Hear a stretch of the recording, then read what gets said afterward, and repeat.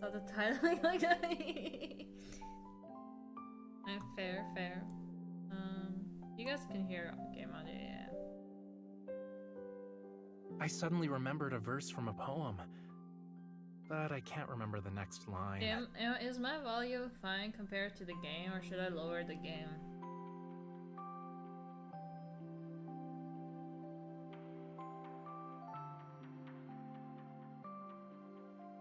Hello, Angry. Game is good. Fine for now. Okay.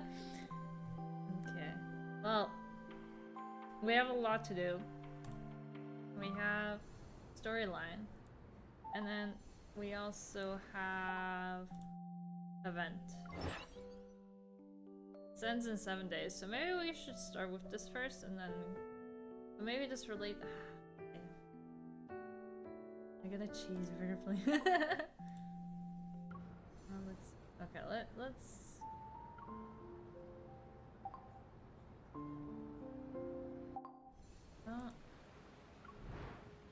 Okay. Go here. There we go. There's so much that we have to do. Well. Yeah. I have to download stuff to play the game. Downloading. There we go.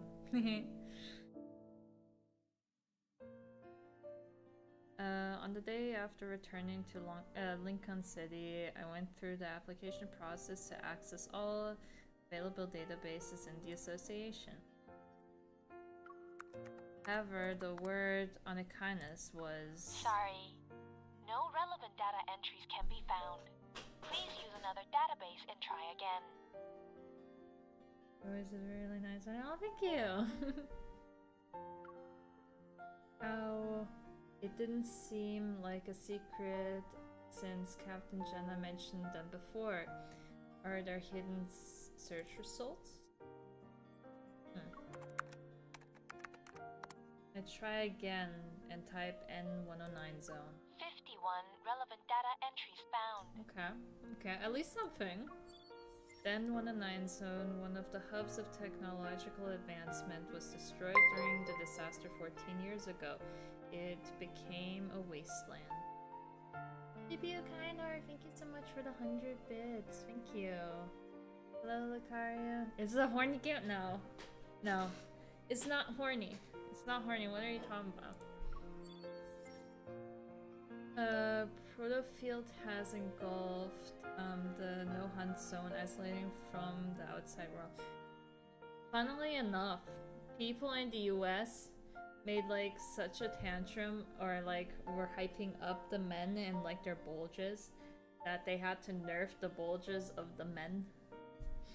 And so now I've seen a couple of videos from like people being like, shh, don't tell them that there's like sexually shit happening in this game, because it's a Chinese game, so like don't tell them what's happening in this game, we'll be a-okay.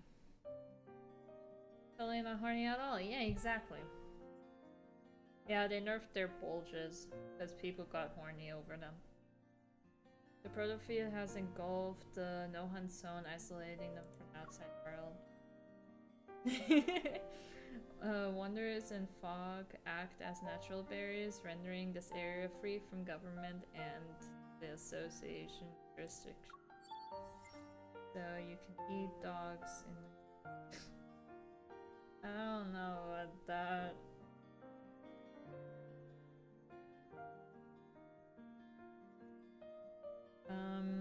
Over time, countless misfits and exiles risk their lives to enter the N109 zone. Various factions now exist in an area where violence and crime are the norm. The N109 zone is now a lawless place where morality is unheard of.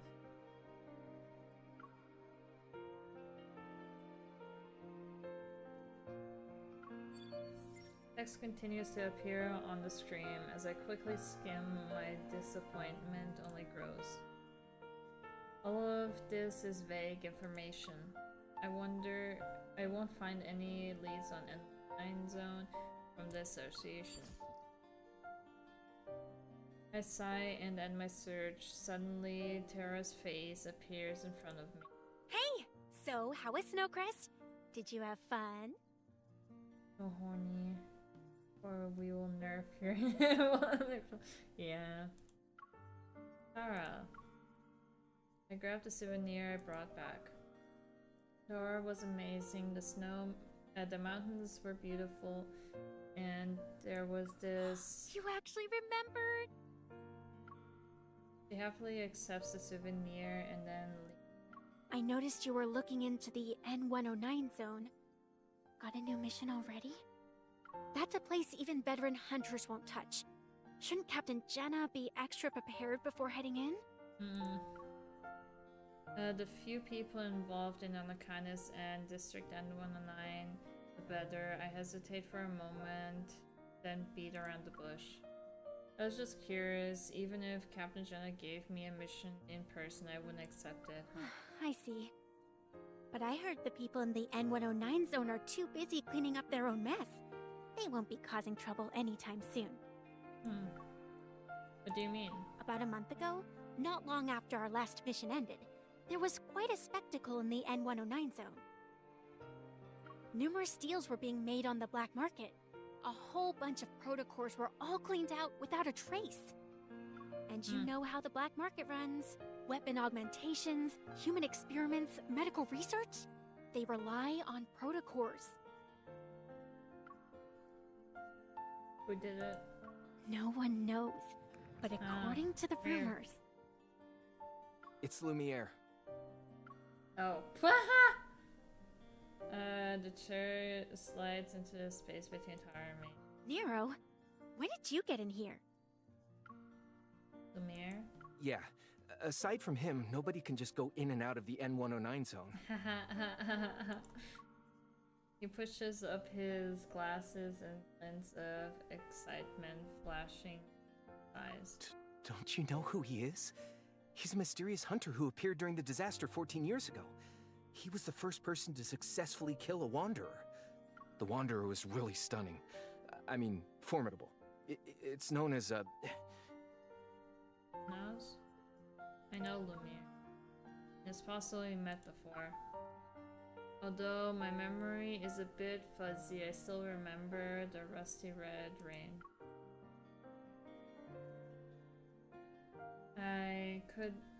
I could only see the shadow of Wanderer, but then a beam of light saved me. Still, I have no idea who protected me. But Lumiere hasn't shown up in ages. He's just an urban legend now. Entered the N109 zone just for protocors. Are you sure it's him? 99.9% sure. I heard that after he left the black market, he was on one of N109 zone's skyscrapers, destroying protocors like he was setting off fireworks. Only he would be bold enough to provoke everyone in the N109 zone. Not me at all. No.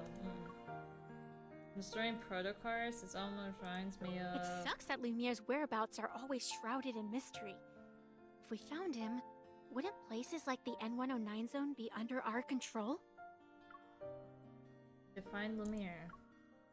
Her light-hearted joke gives me an idea.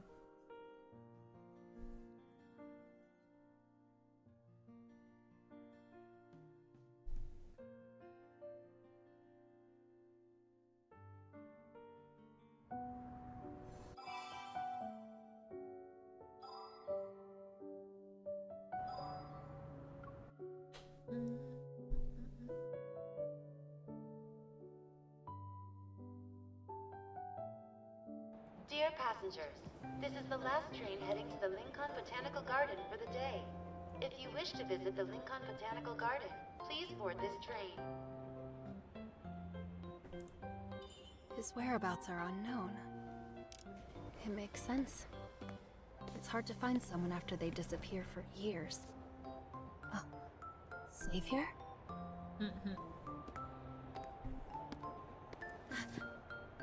Oh no.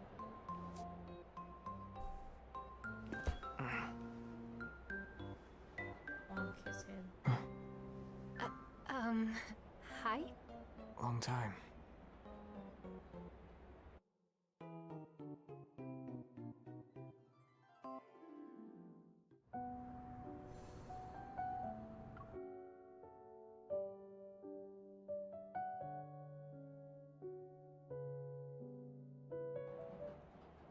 This is the last train of Huh. the day. Passengers who wish to Now that I disembark, think about please it. be aware. I haven't seen Yes, Xavier in over a month. A lot of things have happened since then.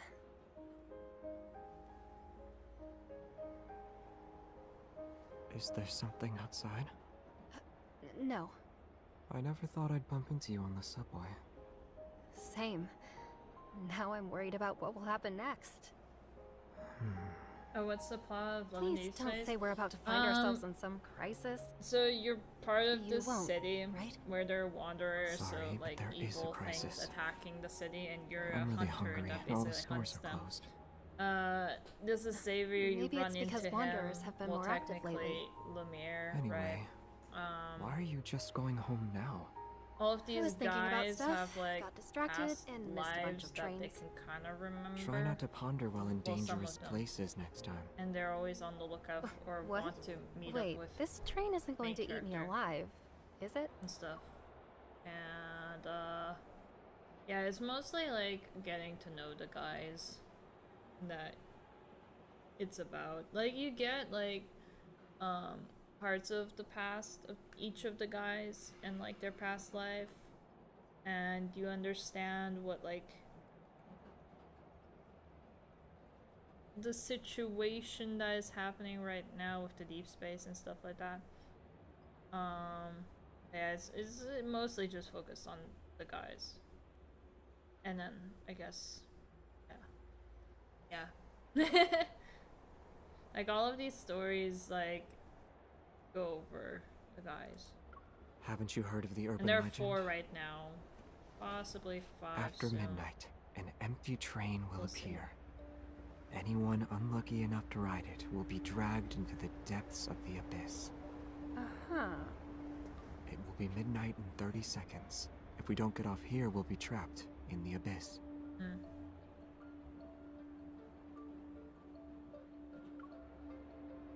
Do you like telling ghost stories? I take this train all the time.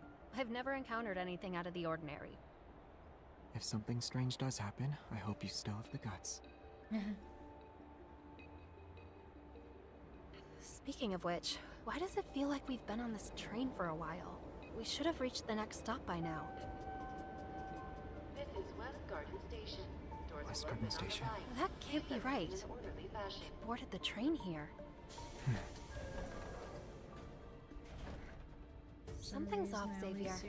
Let's get out here and- Don't. If you get off the train, you'll be stuck with no way out. That can't be because of a ghost, right? Nope, not a ghost. It's a wanderer. Watch out.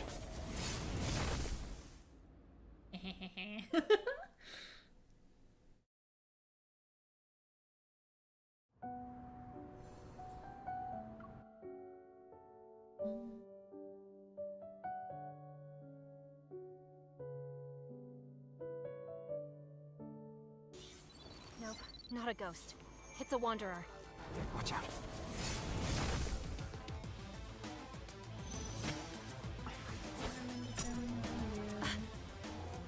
Over there. Xavier, the wanderer is hiding in the grass. There's a That lot side. plus on there. Oh my god. Oh no. Hello there, Raikon. How are you? I guess. You okay? I'm fine. I'm not hurt. Was it just my imagination? This is West Garden Station. Doors will Again open with the on West right. Garden Station. Please exit This in an train is orderly stuck in a fashion. loop. A piece of mirror. The train is trapped within an invisible mirror. I'm the one behind the wall. That wanderer can travel between glass and mirrors. Find it, otherwise the train will keep going in circles forever. But there are so many windows. Where do we start?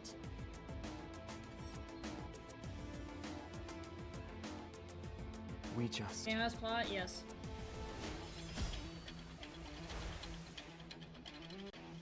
Don't let it hide.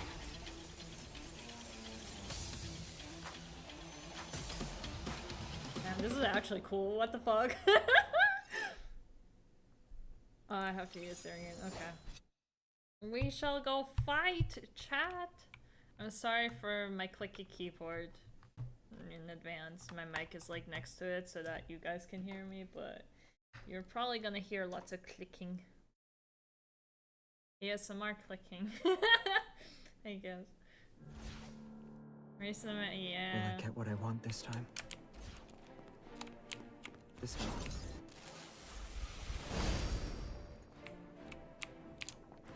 Oh, I don't like using Bring it on.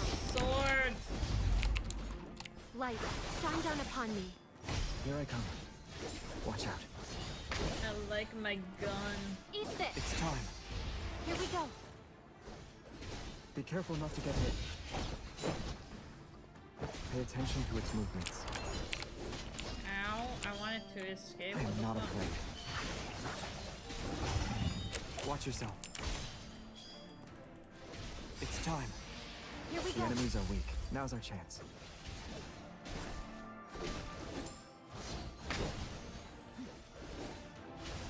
Bring it on. Watch out. It's getting back up. Oh god, oh god, oh god, I'm stuck! Savior. I'm here. Holy shit, I was stuck Step there back. for a sec. It's time. Here we go. Don't get too close. You'll hurt yourself. Keep up. Let's move. I won't lose to you. Be careful not to get hit. My turn. Are you okay? Are you alright? Thanks, Savior. Pay attention to its moves. Savior. I'm so low, I'm getting low on health. I am not afraid. Ow, ow, ow. It's time. Here we The go. enemies are weak. Now's our chance. I don't like fighting with a sword. Bring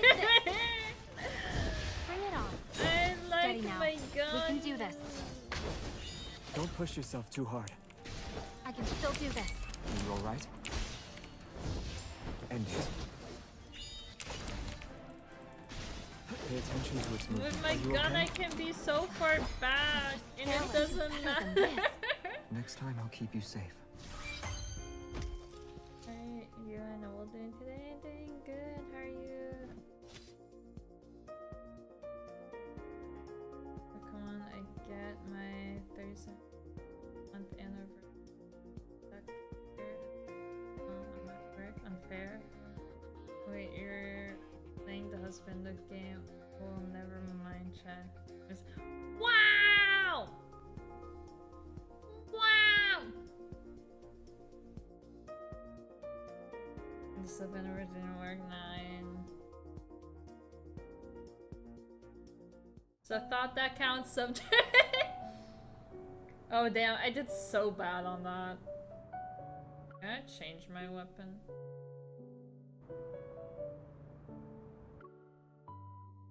I changed the weapon.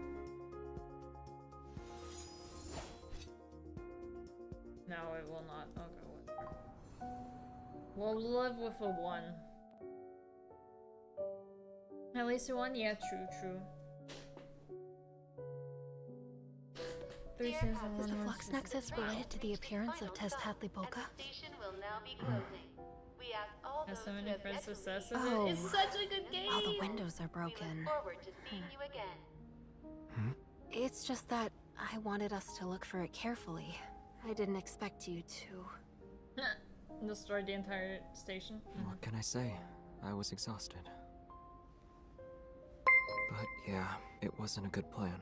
It's okay. Does this I shit also feel work yet? responsible. Which? We'll If put the so, consequences then I won't together. miss much this stream. Thank you, Soju, for the Savior? 37 months of subbing. Thank you.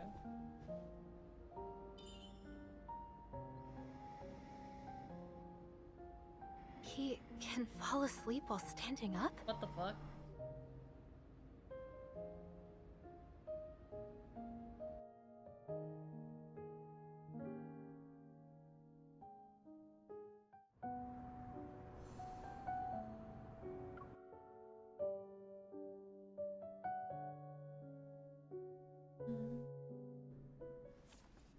Snake Dude, how are you? Fighting while exhausted and hungry? You're the most dedicated hunter I've seen. And I'm not It was salty. on the way. I didn't expect to be so exhausted. It was killed by Lumiere 14 years ago, and no others have appeared since? Lumiere? His name keeps showing up. Lumiere? Yeah, the database says Tezcatlipoca Yeah. was a troublesome wanderer that appeared 14 years ago. Lumiere was the one who killed it. And this time, when it appeared, you... I wonder who Lumiere is, huh? Xavier, Mind yoink. you're not Lumiere, right? He appeared 14 years ago. Should be in his 40s by now. And rumor has it that he's a Tenebrae now. You shouldn't believe everything you hear, especially when someone like him is involved. And I was kidding. You can't be him. You don't look like someone in his 40s. Why do you need to meet him? I wouldn't say that. I'm just trying my luck.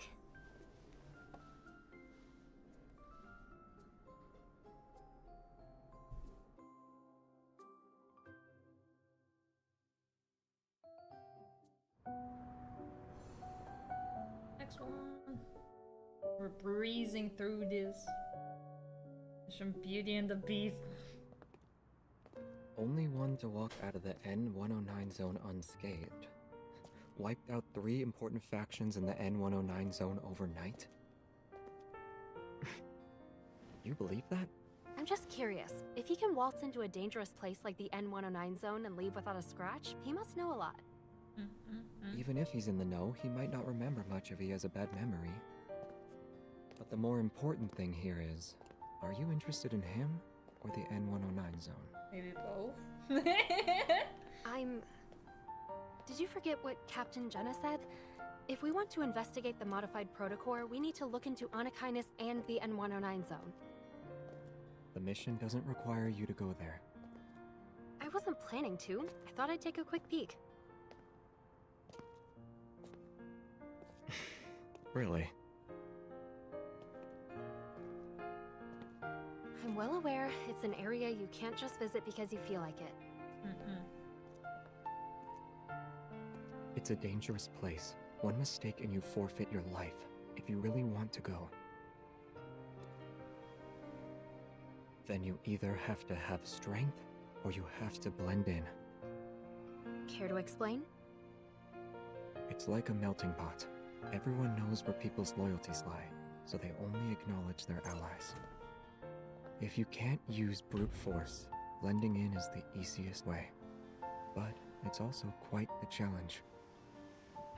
How do you know all this? This stuff isn't top secret. One just needs to dig a little. Yet, no one said anything about it to me before. That's enough gossiping for today. This is my house. You should head home too. The sooner the better. Actually, I live here. In this building. Neighbors! Oh my god!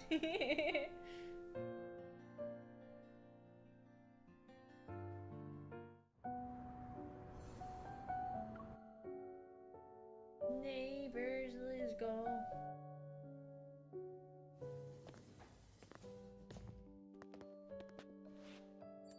Never would have expected this. Xavier lives on the floor above me. It's not surprising. A lot of hunters live around here. But the fact that we're only separated by a floor is a bit too coincidental. Yeah. Actually, I moved in over 6 months ago, so that makes you more suspicious compared to me. Okay, but you know an awful lot about the N-109 zone. Are you sure you're not the suspicious one here? Well, what about you? Huh? Is your interest in the N-109 zone only related to the modified Protocore?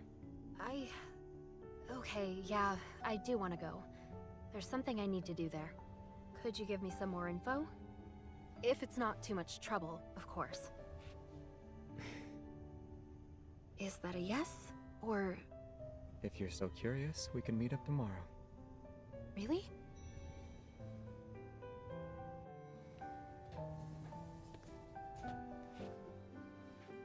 It's no problem as long as I get a good night's sleep.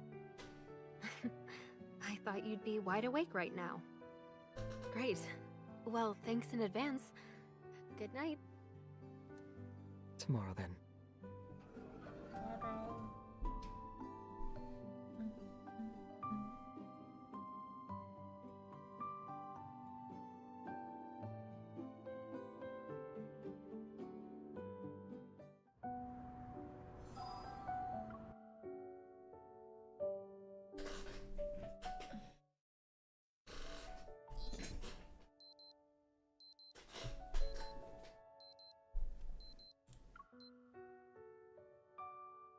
It's 11 a.m. Now Xavier should already be awake, right?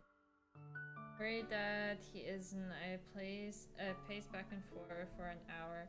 Then I feel antsy, immediately head upstairs.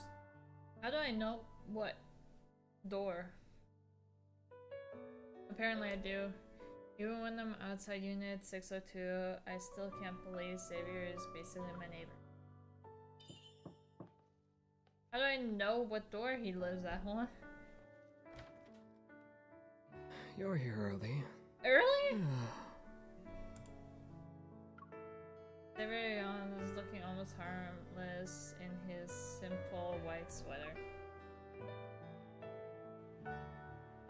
Orange juice, coffee, or water? Huh? Are you thirsty? Takes 2 matching mugs from the cabinet and heads into the kitchen. It seems like he just woke up. His hair is disheveled, strands sticking out from the back of his head.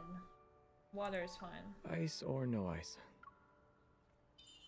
It's okay, Xavier. I'm here because... My place is a bit of a mess. You can sit anywhere, though. Do you want some breakfast? Fried eggs and toast? Oh, I'm out of eggs. Are sausages okay? Thank you, but I'm not hungry. Also, it's almost noon. I scooch to the edge of the couch, eager to get down to business. I spent all night thinking that you and Lumiere are definitely connected. Ever since we met, you've been constantly looking for something. You just destroyed protocars as if there's nothing when hunters know how important they are. You want to kill wanderers that even a group of hunters would struggle against. You can cook too. Truly perfect. Not to mention the gossip you heard about the N109 zone is more in depth than the info in the association's database. That the abandoned research base and in No Hunt Zone and number 7, maybe your goal aligns with mine as well as Honor Kindness. Xavier looks at me quietly, then flashes a faint smile. So, are you here to confirm my connection to Lumiere? Or are you here for something in the N109 zone? It doesn't matter. I'm just grabbing information in the roundabout way. I'd really appreciate it if you could give me some ideas. Xavier lowers his gaze, seemingly lost in thought, as he stares at his slippers. Then he breaks the smile with a question. The protocore we found in the No Hunt Zone had a red protocurve. Do you know why? No. Air seems to freeze for a moment. I feel like I've grasped the unspoken meaning behind his words. I only reveal his cards when he's certain I'm on the same page as. Take a deep breath and say, it's an A for core, right? Ah!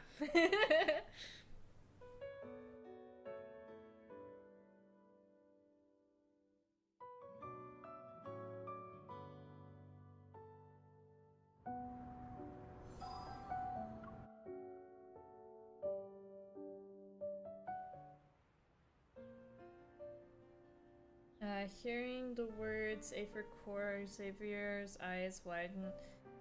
A hint of indescribable emotions appear, yet he soon returns to being nonchalant. Yes.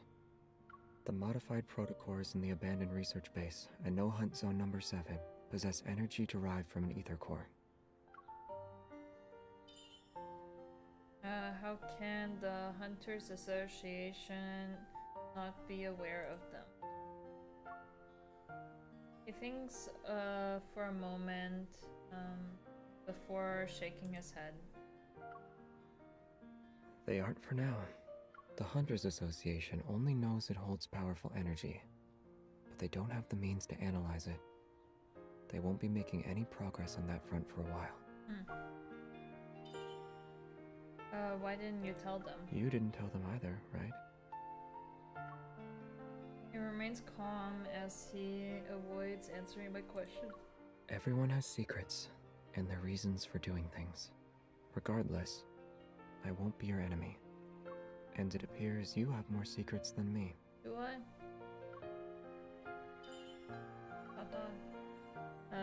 Nervous, I avert my gaze. The reason you want to investigate the N109 zone is because of your family. Am I wrong? You also heard about it? Take a deep breath and look into his eyes. The secret surrounding the Aether Core can explain what happened to me and them. But since we both want to look into this, even if you aren't my enemy now, you might be later. Distressed, Xavier furrows his brows. I slightly apologize to him in return. Suddenly he grabs my arm and the user interface from the Hunter's Watch appears. Xavier has requested to synchronize access privileges. Accept? Huh? Before I can react, Xavier accepts the request on my watch. Synchronizing access privileges. Please wait. Huh? Synchronization complete. Your current access privileges are at the highest level. You can use the best training grounds available. Use the S-Rank database and request weapons from Armory 0001 through 0005. Yeah. I'm stunned. With an air of serenity, Xavier smiles at me. Now do you trust me? Maybe. You gave me access privileges like that. You shouldn't, though. You should have thought about it some more. They expire in 24 hours. Oh. You have 23 hours and 59 minutes remaining. Cook is stand up and get ready to leave. I take a few steps before turning around. Thank you. You're welcome. Nothing in this world can be fully explained. Still, I hope you find out the truth. Leaning against the bookshelf, he waves. As soon as I reach the door, a strange scent catches my attention. I turn around again. Did you forget something? What's that smell? Hmm? Something is burning. You must have left the oven. Oh my god. Oops. I don't know about being able to cook now. He tried his best. He tried his best.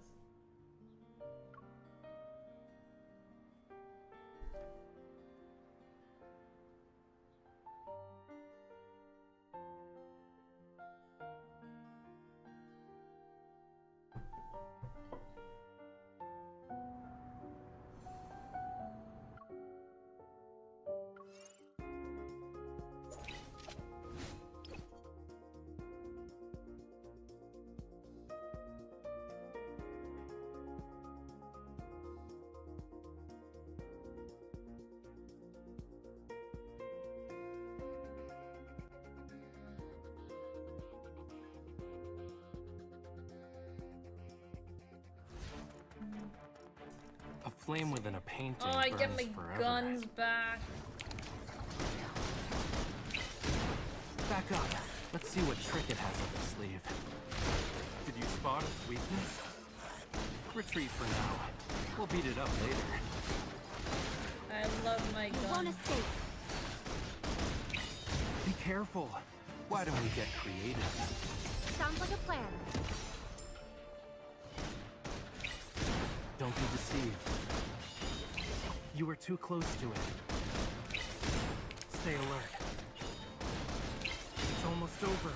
Don't let it get away. Oh my god, there's so many there again. Why don't we get creative? Sounds like a plan. You're good. Are you still holding on? You Be won't. careful. Does it hurt? Why don't we get creative? Sounds like a plan.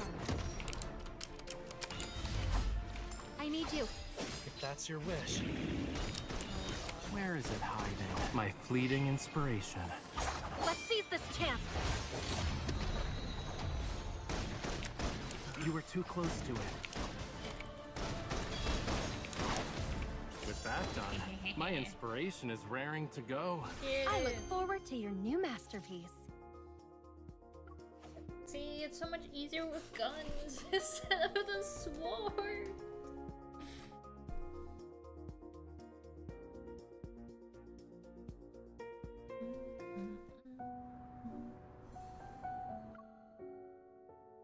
Next one.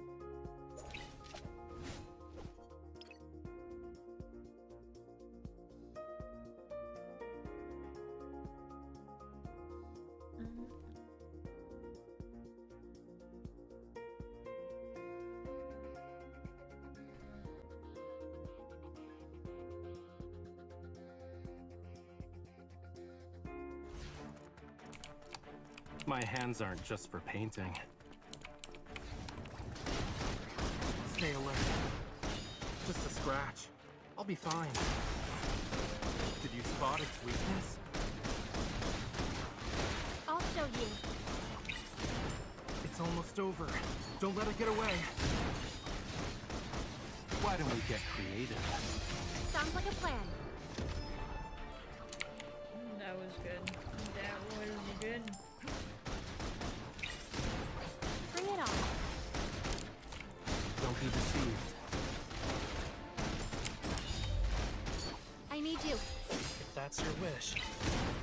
I'll show you. Why are you getting closer to it? Come back here. Why don't we not. get creative? Sounds like a plan. Why are you so far away? Oh my god, can this dude Dodging stop is with his also fucking an balls? Just a scratch. I'll be fine. Be careful. Does it hurt? Can he stop Why with his don't we get fucking creative? balls? Sounds like a plan. Here's our chance. I'll show you. Where is it? My fleeting inspiration. Let's seize this chance. Don't die. No, I have full Bring it health. on. It's fine. I can heal us. Everything went well. Don't get killed. I didn't get killed. I'm alive. It just targeted me. Like everything targeted me.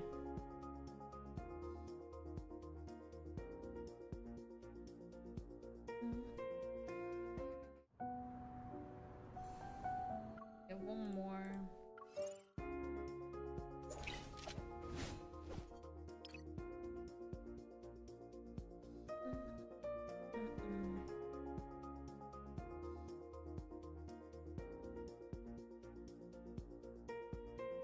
Dumb balls, oh my god.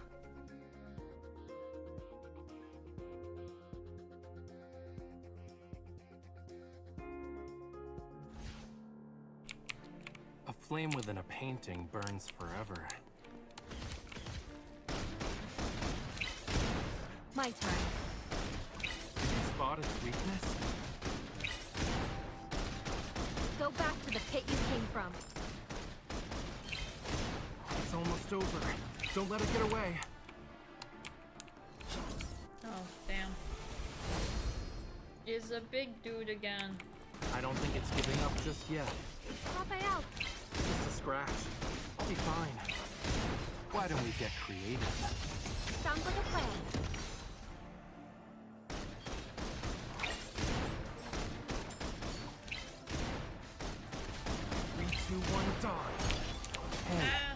Watch your step.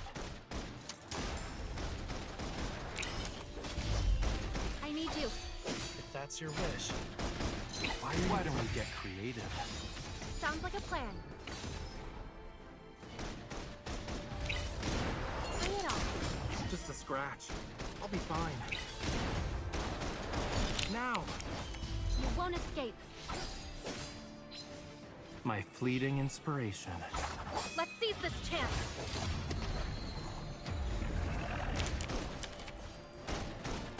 Why don't we get creative? Sounds like a plan. He's almost dead. Bring it on. You were too close to it. Raphael, Yeah, I hear you. good job. Why don't we get creative? Sounds like a plan. Here's our chance. No, it Eat should be this. faster. My turn. I'll show you. Recovered already? How tiresome. I need you. If that's your wish. This is all too easy. Not even a challenge. Easy.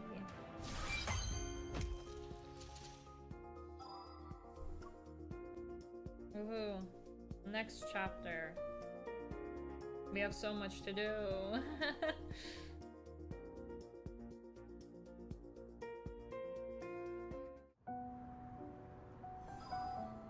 Next.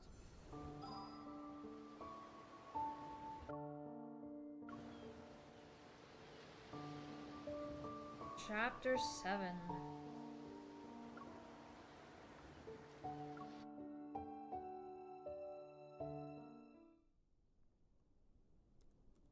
Thanks to Savior temporarily synchronizing our access privileges, I'm able to use the highest ranked database on the Hunter Association. After spending most of the day searching, a news article from 2 years ago catches my eye. Located in the heart of Lincoln City, a man in his 50s was murdered in a luxurious apartment. The killer has never been caught. All the evidence points to unkindness, but still not enough. Certain. An unsolved case. Unkindness is the culprit, then they're clearly able to manipulate the media. But they didn't. Maybe they're trying to send a message. Even though the association blocked all insider channels, there are some encrypted ones for a small fee. A person can locate the source.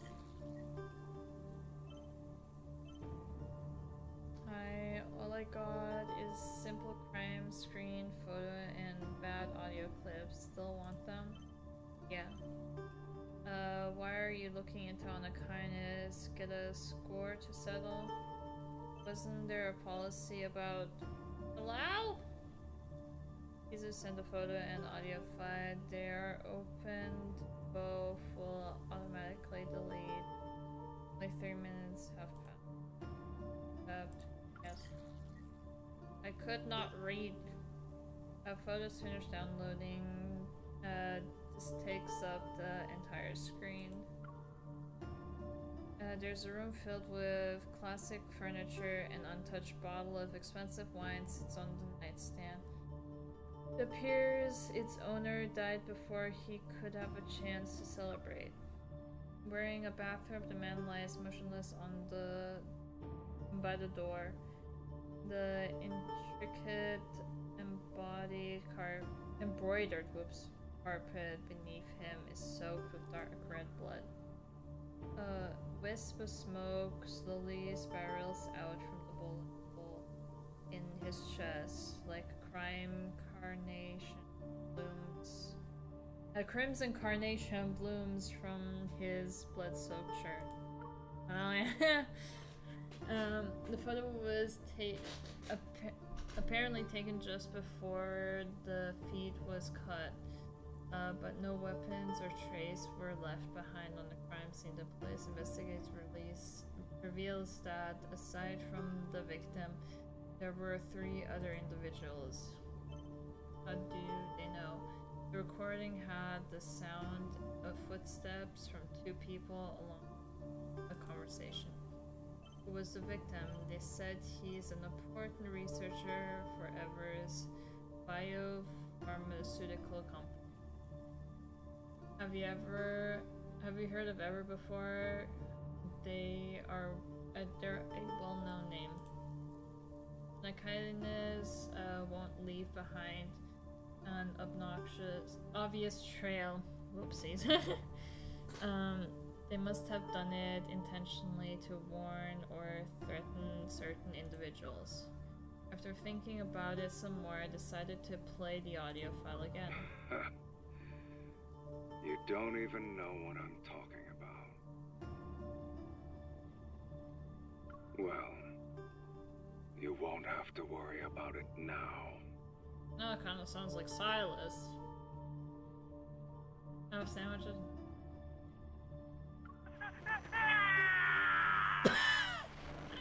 What the fuck was that? The screen cuts through the air. What follows is sounds and a harsh static. I keep replaying the clip over and over, trying to etch the voice into my memory. As my cursor is about to click the X on the top right hand corner, a message stops me. Are you interested in the N109 zone because you're looking for work? A new bounty has been put up. Want to take a look? Let me earn referral payment. Who's the target? I want about it. As request send image accept. Is it gonna be fucking Silas? Oh no, Raphael! No! No! Not my boy! No! Thankfully, we're actually playing it over and over, and I don't need to hear that little. After seeing the photo, a chill runs down my spine. The person in the photo is Raphael! No! No! I ain't gonna fucking kill him.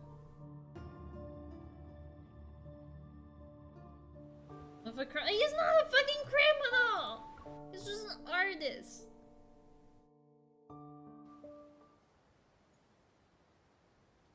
It's a bounty from the N109 zone. The N109 zone is the, like, bad area. So the bad people want to kill Raphael. Raphael's front door is slightly open. Oh my fucking god, this idiot. Similar to how it was during the last visit, a sliver of light peeks through the gap. I gently push the door open and watch my steps. Sculpture, easels, and art supplies are everywhere. Raphael is on the floor. He's not moving. Raphael? There's a crime in this game. Will sucks for you. What?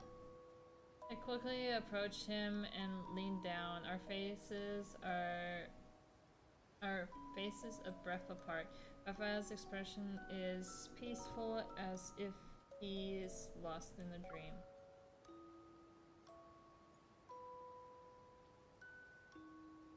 She gets so aggressive when her man's in danger.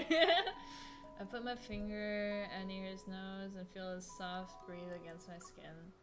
He's still alive. A breeze passes the white curtains by the window and litters the floor with sheets of drawing papers. I bend down to pick one. Some of the messy sketches depict splendid architectures, others surging waves. Some sketches are an abstraction that I can't tell what they are. They do share one thing in common, however. Written on the bottom right hand corner, a tiny word, Lumeria. He's awake. He's awake! Still safely, he looks my way with half a little gaze. Step back and knock over a pot filled with brushes. Liquid spills, lush green trees, blue skies, and white clouds from outside reflected on its surface. You're here?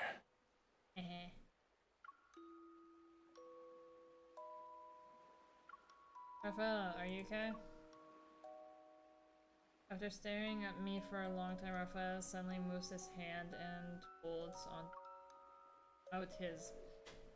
What are you doing? Pull me up. What?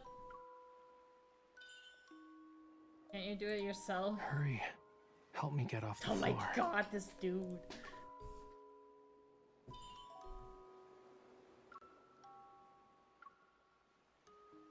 The moment I take his hand, Raphael yanks me down. Oh my god.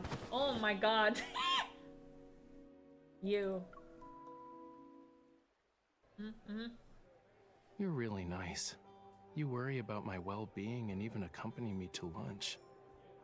So, did you see anything suspicious? Everyone was staring at the haphazardly parked sports car outside. Isn't it awesome? My car installation art. It's one of a kind. Now what? There's a crowd swarming your car. How can we leave? Having a bunch of people is the best cover. If anything dangerous shows up, we ditch the car and sprint through the back door. It's like vanishing into thin air. I take a deep breath to calm myself. You're already knew the people in the N109 zone were targeting you? Yeah, it's a long story. But to make a long story short, Okay. someone in the N109 zone wanted me to paint a painting, Okay. but I told them no. Okay. Out of nowhere, Raphael pulls out a carbon fiber pen, smooths out a napkin on the table, and starts doodling. They wanted to kill you over a painting. Is your art really that special? Well, oh my god! yeah. They discovered the secret message in my painting, which would lead them to their heart's desire. I haven't seen many of Raphael's paintings, but the one at Raymond's house left a lasting impression on me. I recall my memories of that time and realized an important clue. Is what they're after related to illusions in your painting? His pen stopped moving and it creates a large blot of ink on the napkin. An illusion? What did you see? I saw a young girl on the beach. She was singing a song I didn't understand. It sounded sad. Is the painting special because you used the charcoal stone from that day? Yup. I heard it's kinda rare. It was found near the bottom of the ocean, in a place called Lemuria. That location is brimming with rare treasures. Even a tiny bit of coral can make you feel like you're in a world of dreams. If you grind the coral stone into pigment, you can immerse the viewer in a pretty dream created by the artist. He speaks of this crazy story.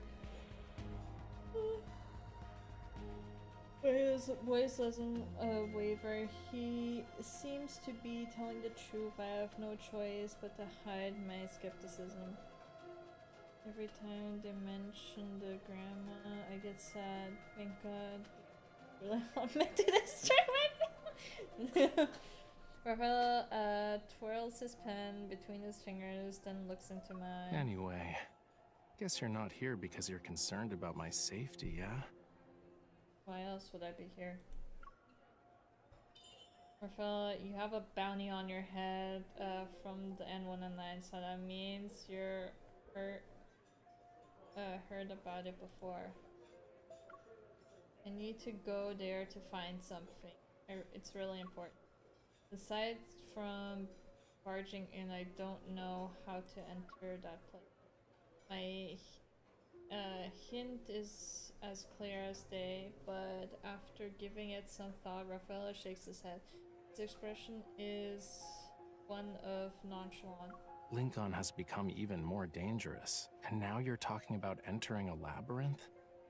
Forget about it. A hunter like you just going in there is like a lamb walking into a tiger's den. His words leave me disheartened, but he isn't wrong. Since you're safe and sound, I'll get going. Just as I'm about to get up from my chair, Raphael grabs my hand. Wait. Huh? Okay. Huh? Someone's following us. Cool! Raphael loosens his grip. He speaks as he sets down his pen and pushes the napkin towards me. With a few strokes, he sketches a layout of the restaurant on it. A man wearing a black jacket sits behind us to the right. He's slouching perfectly hidden behind a potted plant.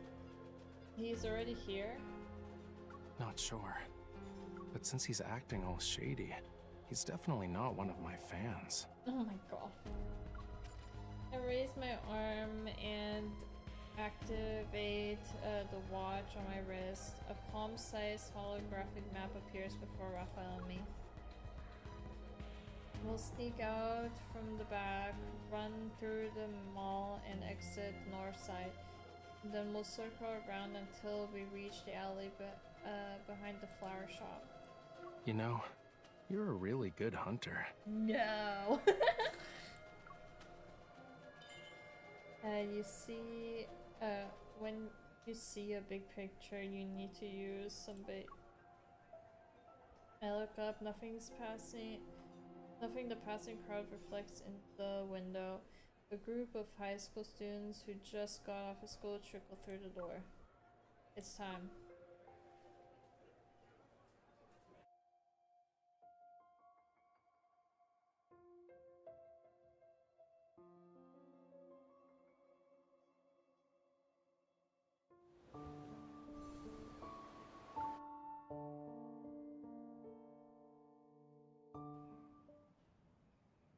Damn it! How did he manage to slip away again?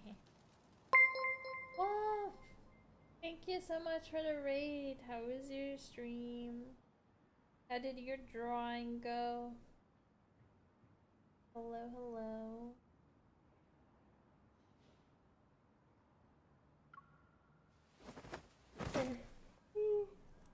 Who are you? Hello.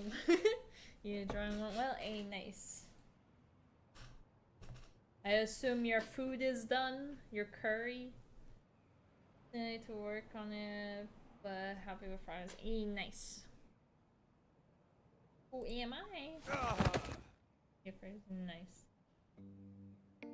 Lacks a weapon and any sort of defensive gear aside from pretending to act, though he's not trained. If he's a professional hitman, he's really pathetic. We'll now head off. Scarf down to pray. Good boy. Thank you. Have a good dinner. It could all be an act, you know.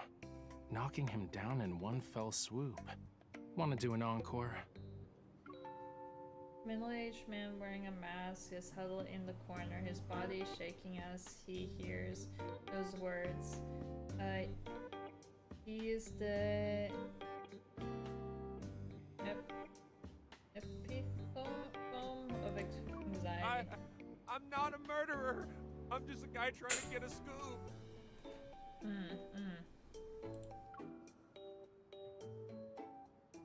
As the man struggles, a piece of paper slips out from his vest pocket. Raphael picks up, blows off the dirt, and holds towards the sunlight. A reporter from Weekly Arts. Joe. You know them? A second-rate art magazine. They scrape by on tidbits they pry from socialites and artists. You notice something, his gaze moves down as he takes a weird-looking button from the shirt. This hidden camera wasn't cheap, right? Tiny flame bursts from Raphael's fingers. It turns the button into ashes. Is there anything newsworthy about me to grace your journalism? Listen to me. Whatever you do, please don't hurt me. It's because of the collector, Raymond. He's dead. There is still for a moment shocked. Raphael and I exchange a glance. Maybe it's because he's entering his field of expertise that Joe straightens his posture. He wipes the dirt from his face as spark of excitement is in his eyes, the thrill of discovering gossip. No. He died last night. Oh, damn. Drowned in his bathtub. No one knew until the next day. When the butler found him, it was already too late. Yeah. Raymond was attacked by wanderers? No.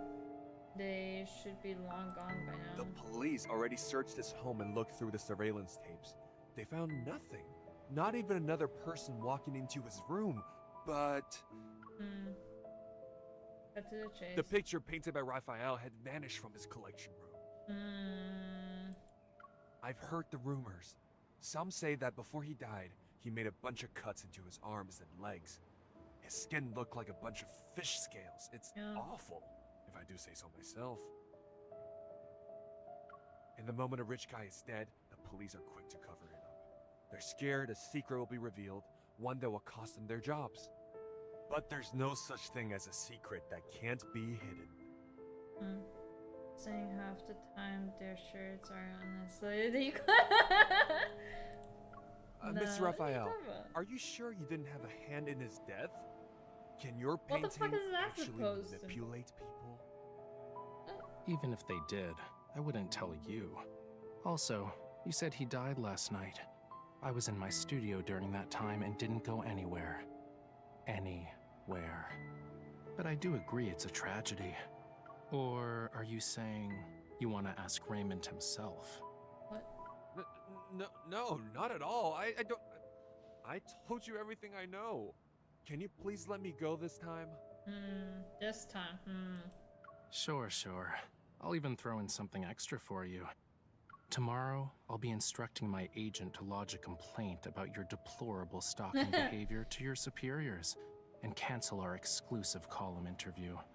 I reckon you'll be jobless soon. Damn! Rose speaks in a relaxed manner. He leans in, a radiant smile plastered on his face. So, why don't you do me a favor and investigate who's trying to hide all that info you just talked about?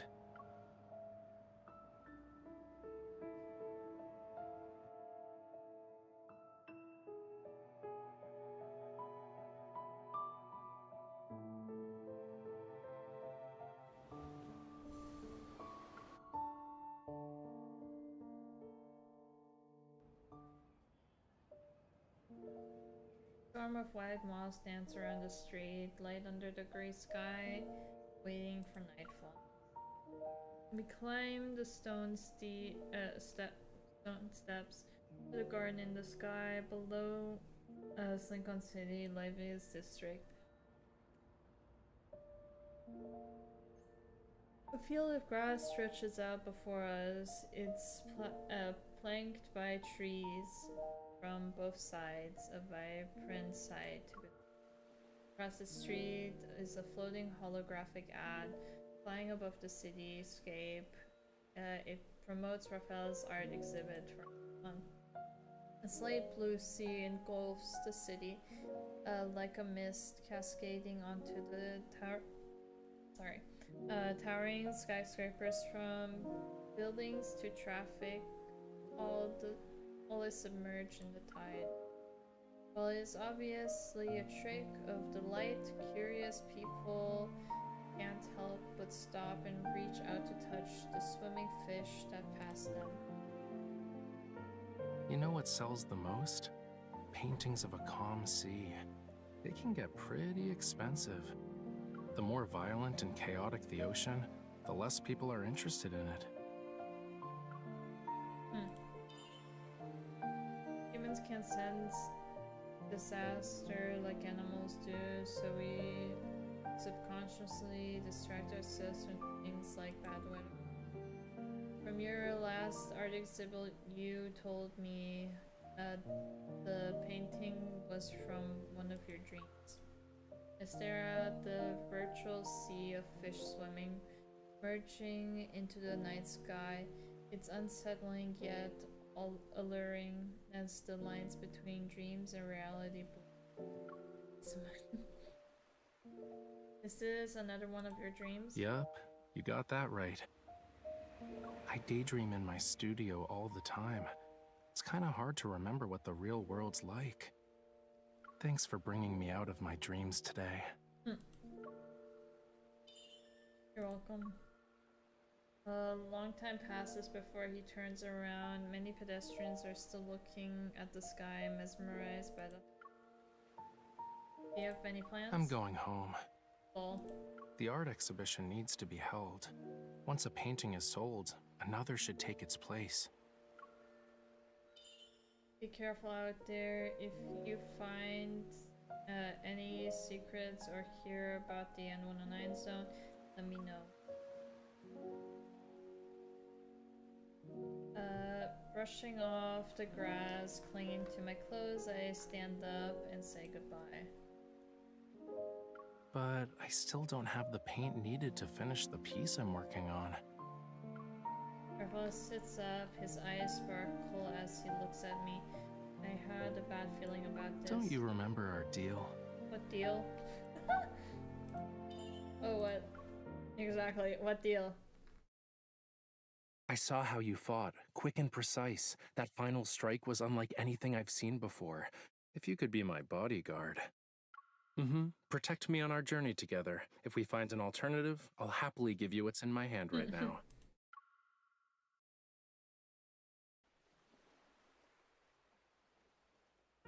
Oh. That look. You forgot, huh? Yeah. Don't worry. I wrote down everything. We'll be fine. Probably. I got stuff to deal with in the next couple of days, but I promise I get. I say a half-hearted promise, and I'm ready to run when I hear a soft sigh from him. I have an idea on how we can sneak into the N109 zone. Oh? You do? He has my attention. I move closer to listen. Rafaela quickly averts his eyes, clearly caught off guard. You said it yourself. When you see the big picture, you need to use some bait. Why not come up with a master plan? Become the best bait for Araucanis. And so I should use myself to lure them out? He nods and continues to speculate. To be their target, you must have something they want, like info or something. You can decide whether to take the risk or not. Maybe a small opening is all it will take to get them to expose themselves. Every word that Rafael says isn't wrong. I bite my lips. Even so, we need to find the perfect fishing spot. Make sure our big fish bites the hook. I can lead you there. Trade intel for intel. Gamble to make gambles with higher stakes. But whether or not you can play the game is up to you. He once again stares at the sea of the car lights under the overpass. Like the receding tide, the holograms fade and reveal the street. I need to think about it. It's just a suggestion. The choice is yours. If you want to do it, meet me tomorrow by the docks at White Sand Bay. Oh damn.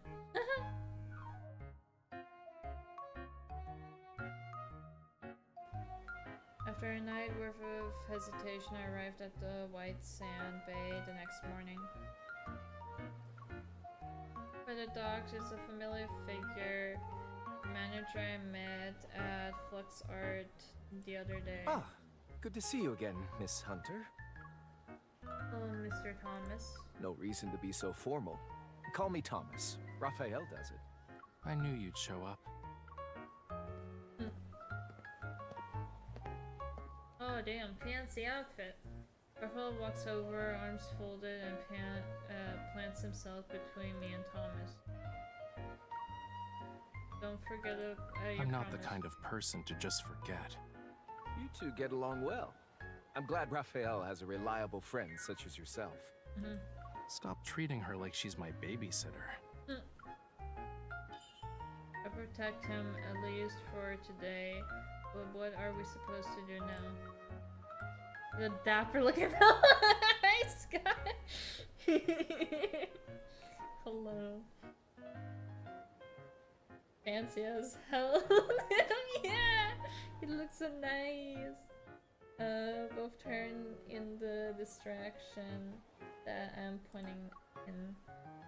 A single wooden boat floats gently to the rhythm of tranquil waves. A few seagulls are perched on the bow, preening their feathers. Are we smuggling ourselves in? Hold on. Didn't you ask me for a boat so you could go on a date? Oh. Oh.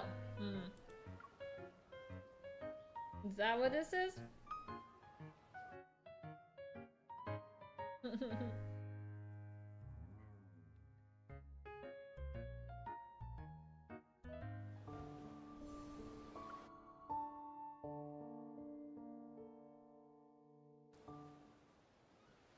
I'd say the wait was worth it. With winds at about 10 miles per hour and no big waves, it's a good day to set sail. Nice. What you eating? Since heading out to sea is a daunting task, shouldn't we use something a little more advanced? Like a speedboat? We're always cooped up in the house painting and stuff. Let's take this chance to exercise. We're in the same boat now. It's time to tell me what's next. Don't overthink it. You're just gonna do what you normally do. You guys, I'd say, Fight. I guess, yeah. That's Hat Island. It's having unusual energy fluctuations, and a weird wanderer appeared. You're interested in wanderers? Their protocores contain an extremely rare material. I need to get my hands on it. Oh my god. I'll use it to make paint and create some art, as one does. Really? Protocores can be used for painting? I'm not a 3-year-old. Weird. The island is literally right there, but we've been rowing for 30 minutes and still no signs of land. Are you rowing around in circles? I'm definitely trying to move this boat along, but you keep rowing us back. That explains why we've been going in circles. This oar is just being mean. I'm getting tired of this. Can we ditch the boat and swim instead? Oh no. Raphael, the waves! They're heading straight for us! Was the weather forecaster slacking off today? Left! Hurry! Water's filling the boat! Steady now. You jinxed Don't us! just flail the I guess oar we around. really do have to swim to Hat Island. I feel like I'm gonna puke. Oh my god. This dude.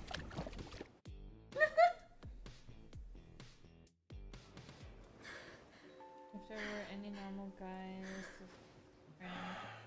I think I hired an assassin instead of a bodyguard. The world is spinning Oh like... my god, he's so Stop mumbling to yourself. If it weren't for me, we'd still be in the ocean right now. I'd rather float in the sea than be on land. Everything looks okay. I don't see any wanderers around. Your skills will be useful. Let's go. This island isn't small and we have a full day ahead of us. You're fine now? Why are you in a hurry? The mountain. We'll start there. What a drama queen. Yeah, he's such a fucking drama queen. What the fuck was that? It's okay, it's Raphael, it's fine.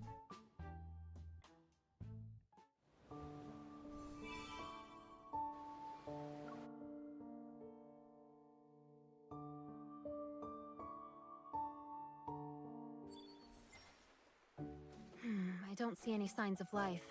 I remember visiting this place as a kid while on a field trip. A field trip? What's that? You've never been on one before? Children line up with their bags filled with all sorts of snacks. And of course, we wrote a travel log, and... Wow, you were all brave kids to visit places like these. I'm impressed. More than a decade has passed. Change is inevitable. A criminal? He's not The a resonance is criminal! weak, and the watch isn't detecting anything. It's possible wanderers aren't involved. Your little watch thing doesn't seem to work that well. Where's the coral stone? Huh? So, what? Are you planning to use your blood again? Or like you can use your evol. The coral stone is from this water. If you notice something weird, it might be tainted with the same kind of metaflux. Use your evol to resonate with it. Creating a similar signal might just be good enough to lure them out. Try? Sending out a signal. Got it. The fluctuation is faint. I can barely sense it. Wait. You could crack open nuts using that much strength. Please don't destroy my last sample. Oh my god. You're not in an arm wrestling match. Let's do this together. Close your eyes. Focus all your senses on your hands.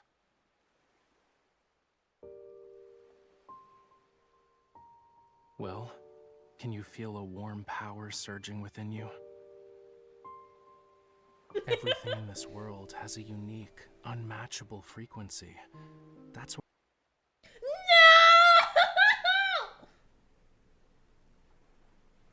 Are you fucking kidding me? Is this one broken too? It's still like, it's going, but like.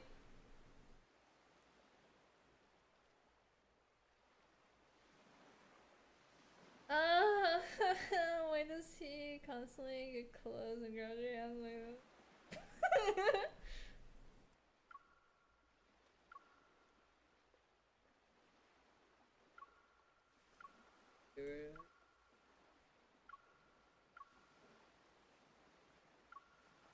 Ending!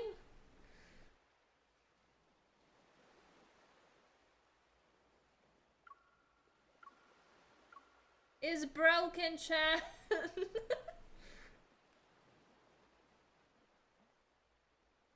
Is Ronikin or broke the game? I can't.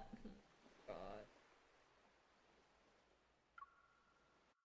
Dude, this is like the second time the game broke. Like, I tried the one with Silas. Like, the last thing with Silas, and it broke on my phone too. I don't know why. We're gonna speedrun through this. I don't see any signs of life. I remember visiting this place as a kid while on a field trip. A field trip? It was What's literally early on too. You've never been on one before? Children line up with their bags filled with all sorts of snacks. And of course, we wrote a travel log, and... Please, game. Wow, you were all brave kids to visit places like these. I'm impressed. More than a decade has passed. Change is inevitable. The resonance is weak, and the watch isn't detecting anything. Temp number 2. It's possible temp wanderers number aren't 2. involved. Your little watch thing doesn't seem to work that well. Where's the coral stone? Huh? So what? Are you planning to use your blood again? Or like you can use your evol. The coral stone is from this water. If you notice something weird, it might be tainted with the same kind of metaflux. Use your evol to resonate with it. Creating a similar signal might just be good enough to lure them out. Try? Sending out a signal. Got it. The fluctuation is faint. I can barely sense it. Wait. You could crack open nuts using that much strength. Please don't destroy my last sample. Then... You're not in an arm wrestling match. Let's do this together. Close your eyes. Focus all your senses on your hands. Please work.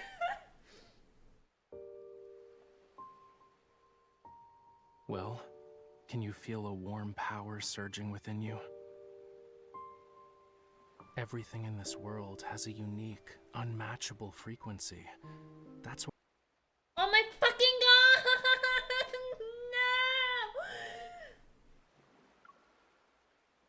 No! Why?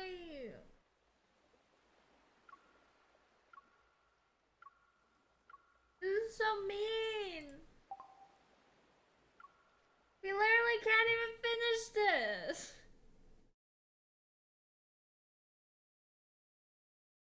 So maybe the resolution?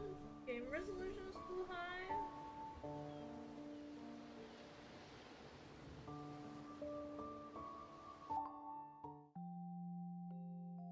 I don't even change it.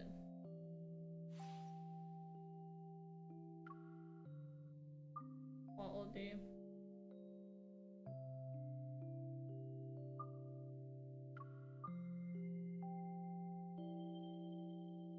We go down to media, but that's gonna make it look so bad. Okay.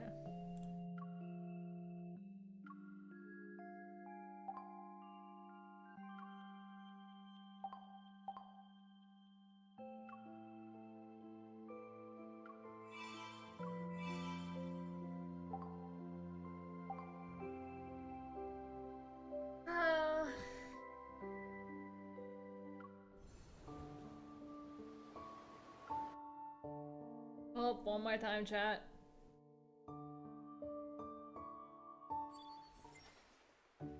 I don't see any signs of life. I remember visiting this place as a kid while on a field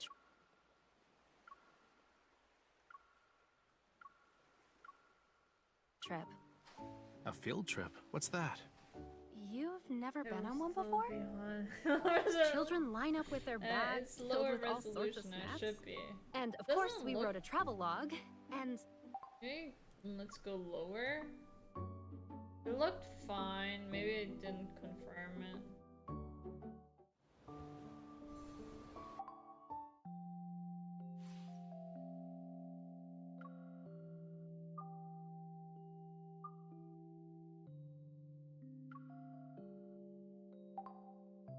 Where do we go? Let's go smooth.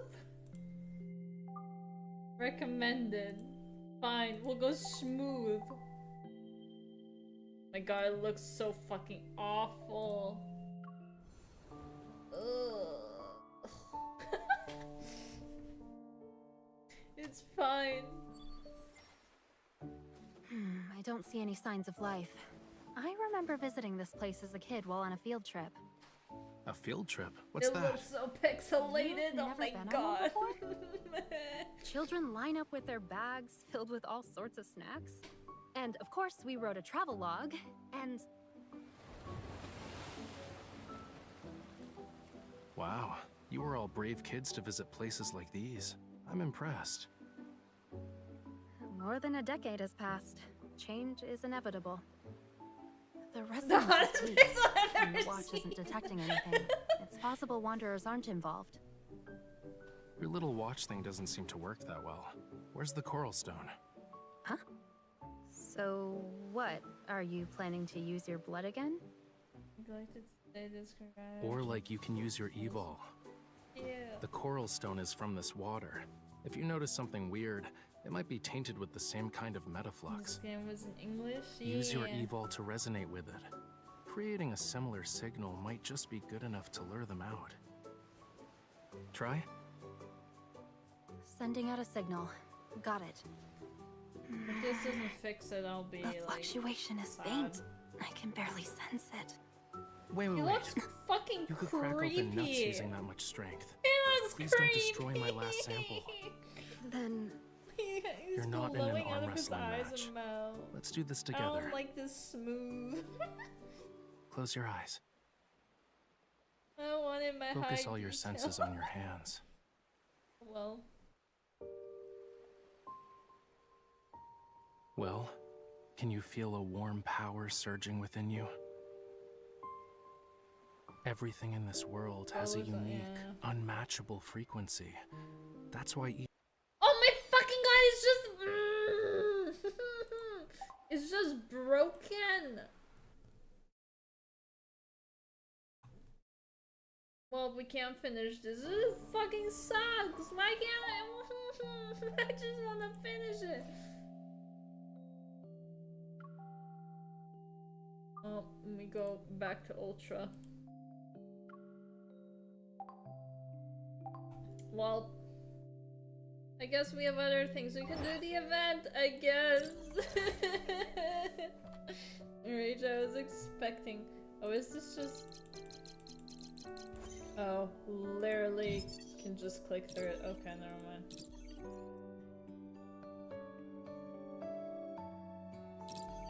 Oh, I can't do it all today. Lol. Okay, well... We have other stories. I'm so fucking sad.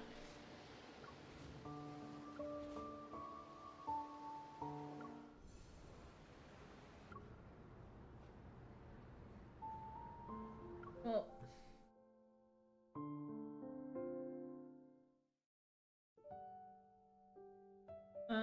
some investigation combat with a vague hunch, I've identified a high suspicious wanderer.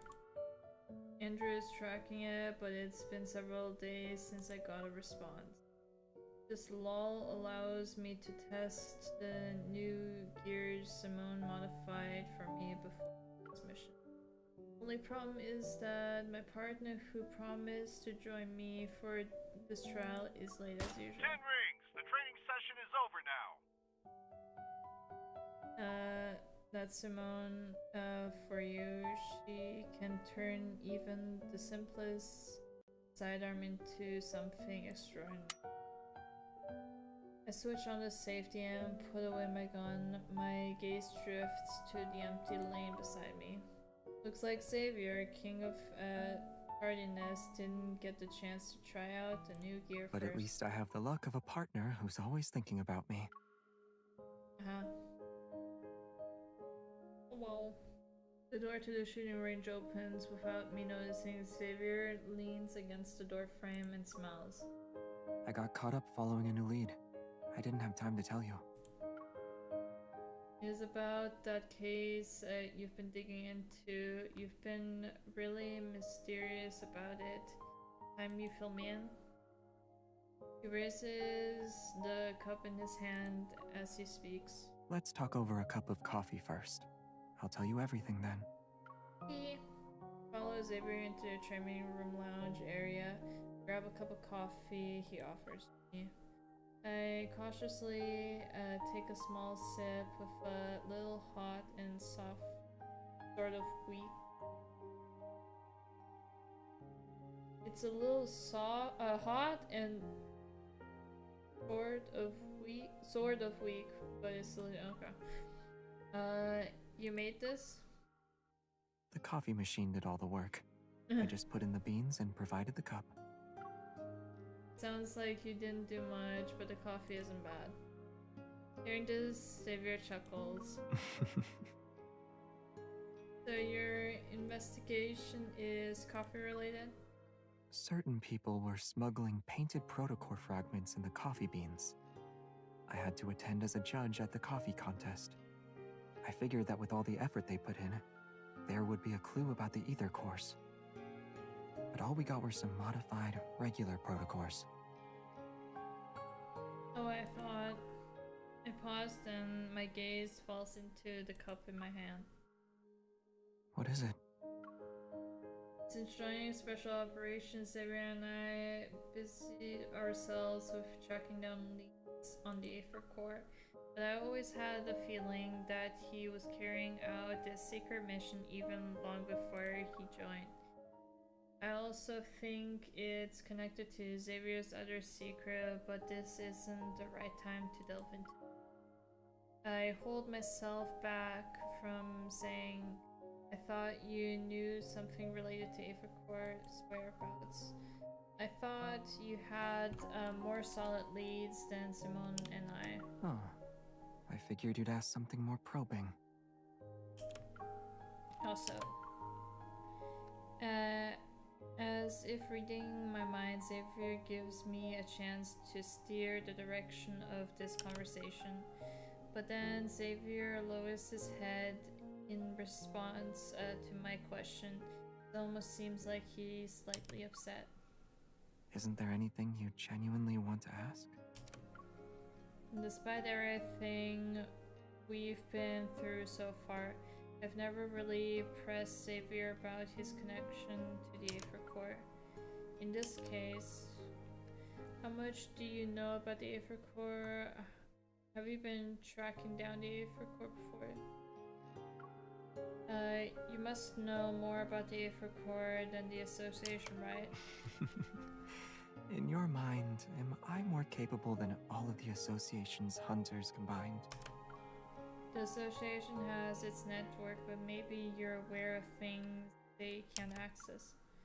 His finger slightly tapped the wooden table in the lounge area. I'm not entirely sure how many Aether Cores there are, let alone their capabilities. Their power comes from the very core of the cosmos. If fully awakened, they would spell disaster for the world.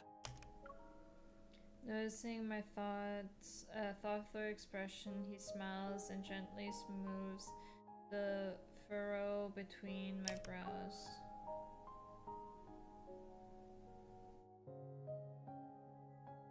I know. You aren't satisfied with my answer. But there are some truths you have to see and decide for yourself. Xavier's hunter's watch, as well as mine, beep at the same time as he finishes speaking.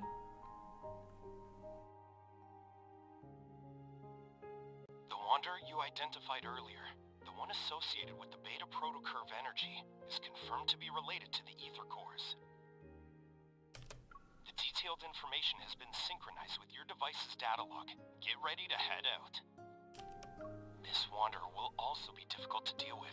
Should I ask Simone to assist you?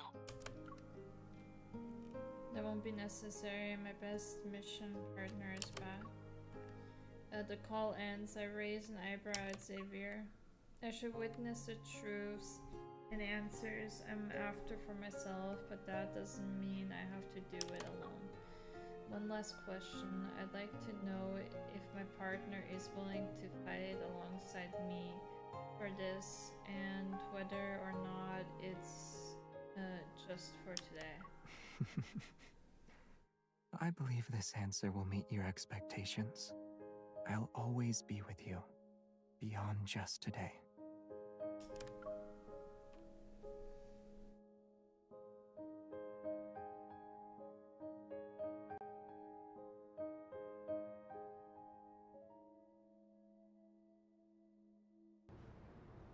Well, at least this one works.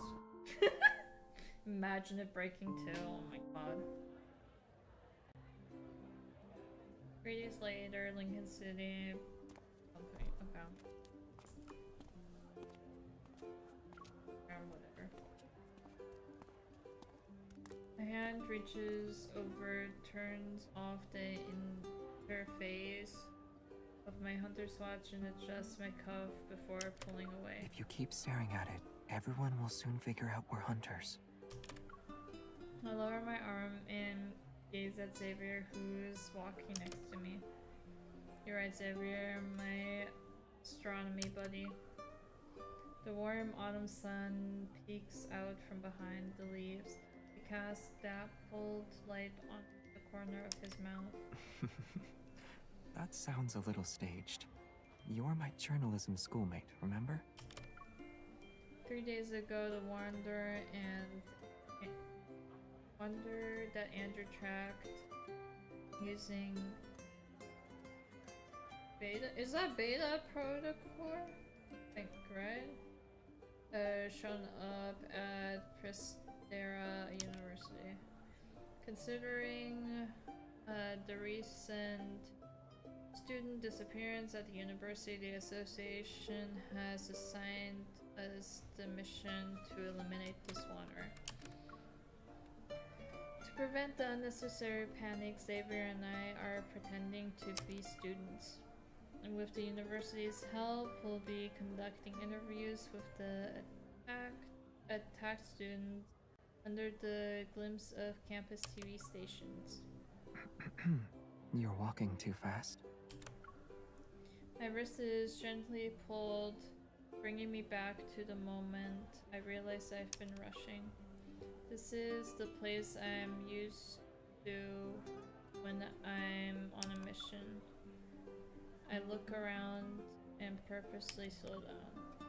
But we finally found the Wanderer that connects to the Aether core. I would rather move quickly to prevent another problem from happening. You seem eager. Hell yes. Aren't you? Xavier adjusts a backpack strap as it starts to slip. Information about the Ether cores is always shrouded in secrecy. Out of 100 leads, one might get you somewhere at best. This lead seems unusually straightforward. It's almost as if it's been set up for us to find. Is that what you want to say? It's just a guess. You might be right, but with the lead right before our eyes, I can't shake the feeling. So we need to check it out ourselves. Yeah, you really are the powerful and impressive evolver everyone's been talking about. But before we meet those students, our first job is to act as students. Okay. As we talk, we end up walking down the tree-lined path and arrive at the bustling square. Around us, numerous sleek temporary booths are set up. Students are excitedly waving through them. Prestara University Club Recruitment. So many people, let's take a different route. It's almost time for our scheduled interview, and it wouldn't look good on us if we were late.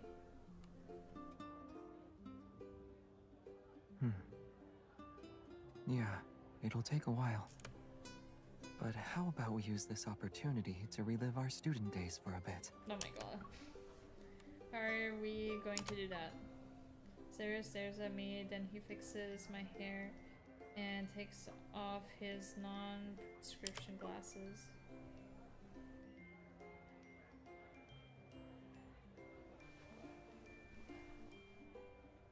He puts them on my face. Much better. Does this make me look more like a student? It just looks nice. Hi! Are you a freshman this year? You seem perfect for the lead role in our film club's latest project. Are you interested? While the club member looks down to find the registration form, a corner of Sarah's mouth slightly curls up. What did I say?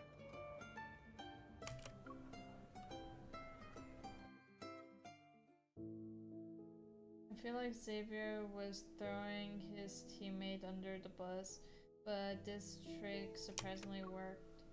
By the time we arrived at our scheduled interview spot, I am completely in student mode. Hello. I'm the student council's vice president. So, I was told you guys were hunters.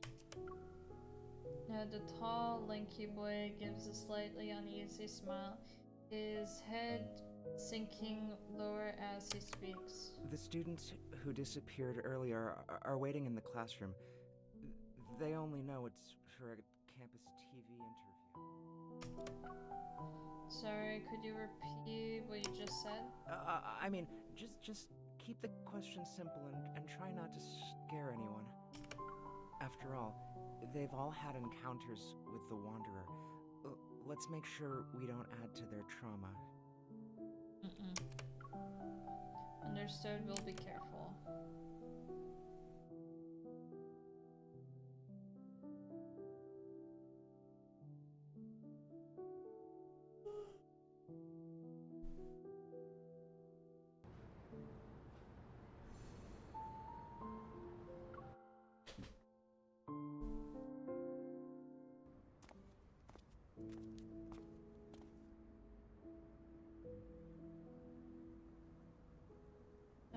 As we enter the classroom, several pairs are curious, wary eyes quickly focus on us.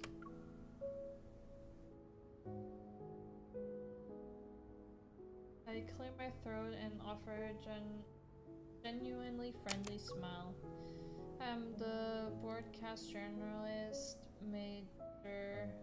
I'm a broadcast journalist major and a member of the campus television station. This is my partner. Xavier steps forward but doesn't speak, which prompts me to continue. He's the one who will handle the microphone and camera. He's an astronomy major. Our simple introduction doesn't achieve the effect we wanted. Perhaps the Wanderer did give them quite a scare. They scrutinize us warily, but no one responds.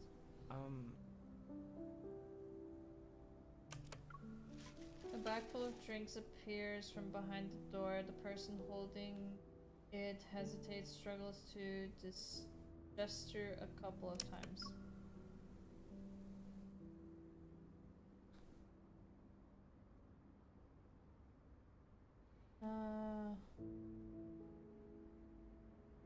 take the bag. The vice president shyly smiles, then silently moves to sit at the classroom back door. He's definitely an introvert, cooperating with us on the university's behalf must be tough for him. When I distribute the drinks with Xavier, the classroom tense atmosphere begins to soften. As I try to come up with an approach, icebreaker, Xavier nudges my elbow. Oh, right. Didn't we meet up downstairs this morning? I'm confused, so I manage only a grunt in response. I think I forgot to check in for my morning class. You're an astronomy major! Aren't you taking Dr. Ulysses' course? It takes me a moment to realize that Xavier's somber tone doesn't match his hopeful eyes. As I move the chair, I lean in close to Xavier's ear. Did you do your research ahead of time? I just threw out a question and didn't expect it to go anywhere.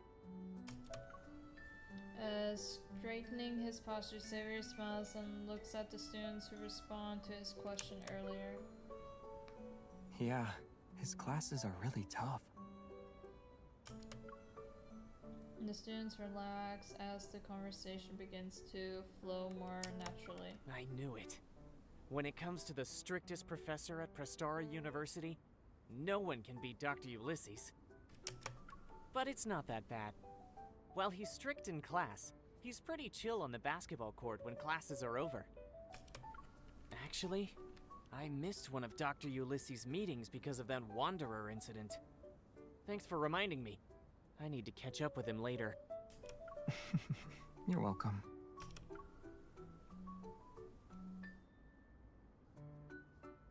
Xavier adjusts his posture and gives me an annoying look. Seeing Xavier's cue, I quickly switch to the recorder and casually throw out a question. Besides missing out on that meeting, can you tell us a bit more about what happened after that attack? You can say whatever you want, don't worry, we won't disclose any personal information. Students exchange looks, they seem resolved to speak. I'll go first then. I'm not sure if it's just me, but his eyes seemed to go blank for a moment after he said that.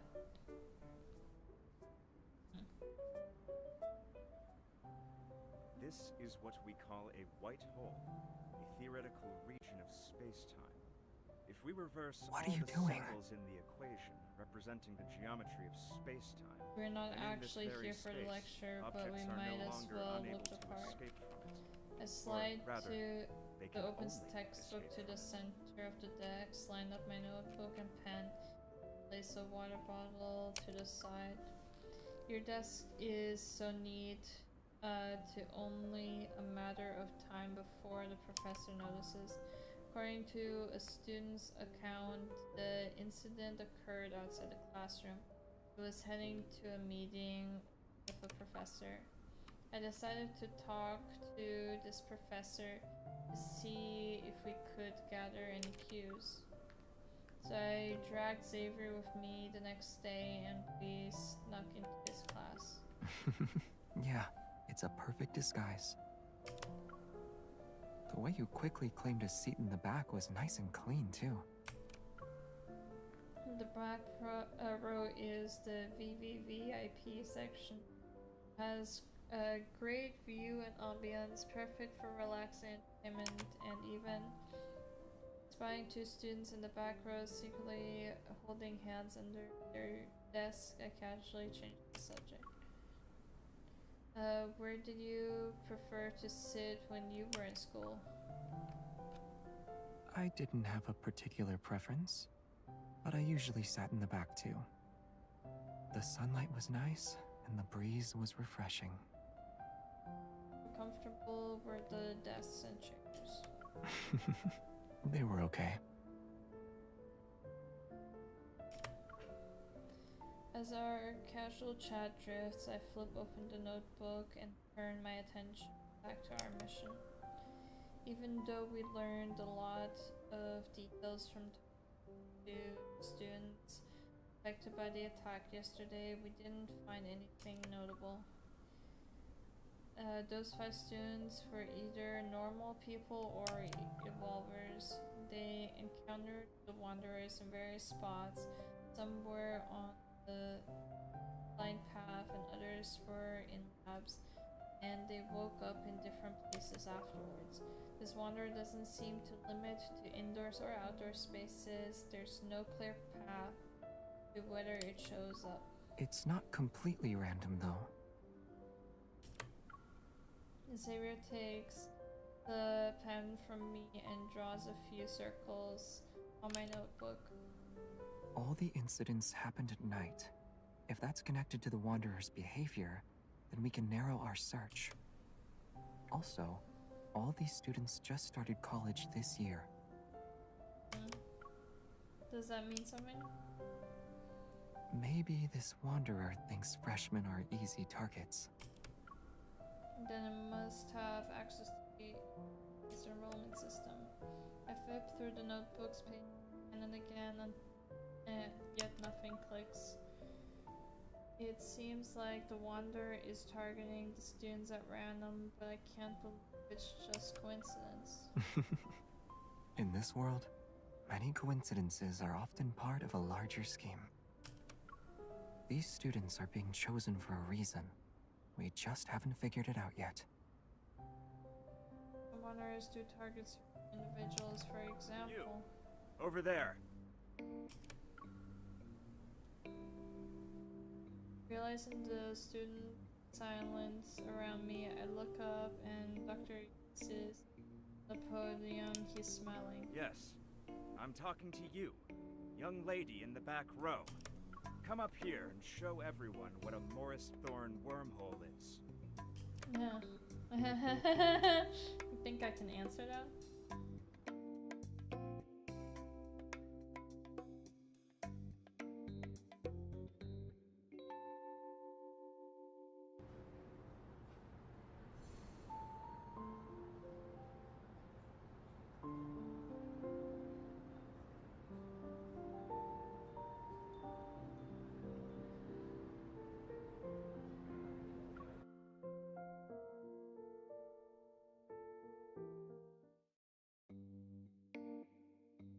Never thought I'd caught talking in class for a moment. I'm stunned and don't know how to respond. No? Then let's have your friend try. Come along. Tug at Xavier's clothes and quickly whisper, "Let me do this. If I mess up, I'll just apologize." Xavier reassuring squeeze as my hand stands up and calmly walks to the podium. Classroom lights dim and a holographic projector appears from his fingers, forms the image of the universe. In theory, the Morris Thorn wormhole is a traversable wormhole. It is spherically symmetrical and features a throat that bridges 2 black holes. The throat is a finite spherical region containing negative energy density matter to counteract gravitational forces inside the wormhole.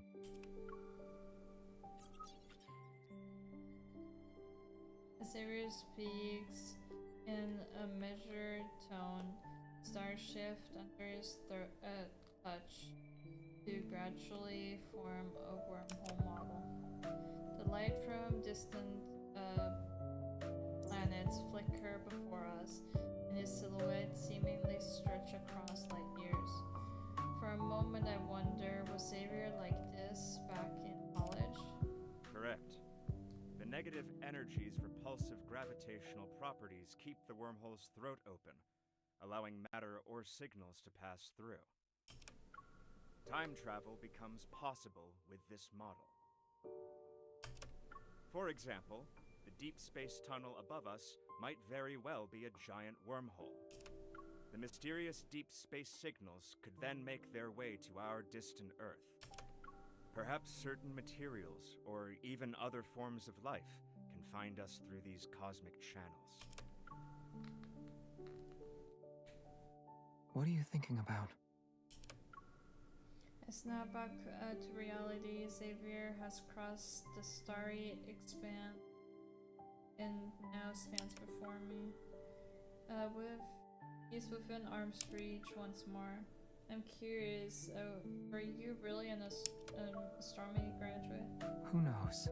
I have too many diplomas at home. Oh my I god. need to check first.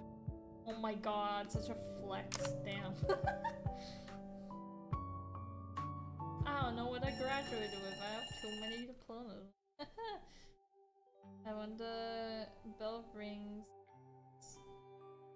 signaled the end of the lecture, the classroom empties out quickly even though it was packed just moments ago. As the professor starts to pack, I approach him. I'm about to ask about the students who were attacked. Xavier, have you been a deep space hunter for so long that you want to relive your college days? The professor walks away from the podium, one hand holding his bag and the other in his pocket. His serious demeanor is gone. Hello. Are you also a deep space hunter? His colleague, perhaps? This is Ulysses. He's an old friend of mine. Now he works as an assistant professor. I was promoted to associate professor 2 years ago. Congratulations. Thank you. First there was Jeremiah, my mysterious florist. Now it's a university physics professor. I'm once again shocked by how unpredictable Xavier's social circle is. Let's get back to business. You're not the type of person to visit without a reason. Did something happen at the university? I'm on a mission. Well, if you're involved, it can't be just any mission. Should I be expecting a major incident to take place? Looks like I'm not the only one who has a certain information about Xavier, but this gives me the perfect opening to ask him about the Wanderer. Dr. Ulysses, we heard one missing for a few days. Were you in the area when this happened? Usually pauses for a moment before nodding. I was in the lab preparing for a meeting when I heard a scream outside the room, but I didn't find anything even after looking around. I later learned that a student had been attacked by a Wanderer. Fortunately, he wasn't seriously injured. It looks like Ulysses didn't see the Wanderer. I'm a little bit disappointed. Did the lab's flux stabilizer show any reaction? No. I immediately get what Xavier is hinting at. If the flux stabilizer didn't react, then the Wanderer metaflux fluctuation level must be below 50. There are only a few Wanderers capable of such stealth. Our search is narrowed considerably. It's also possible we're dealing with a modified Wanderer. As if reading my mind, Xavier reveals another observation. I nod. Got it. I'll ask Andrew to compare the product curve data of the possible Wanderer profiles. Wait, I just remembered something. The flux stabilizer can't detect that level of metaflux. However, the research center's RMFMA might. Oh? RMFMA? But the research center isn't even near here. It was moved to the campus earlier this year, so it's not that far away now. It should have captured the metaflux fluctuation and its dynamic range when the Wanderer appeared. And then can we use that device for a bit? RMFMA. It stands for Reflective Metaflux Field Monitor and Analyzer. flicker of doubt crosses my mind, but I put it aside now. I wait for Ulysses to respond. Sure. As long as you have the clearance to operate it and access the system, you can use it. Boo-hoo. But we don't quite fit those requirements. Let's go. Huh? Xavier picks up my backpack and turns to Ulysses. Aren't you going to lead the way? Lol.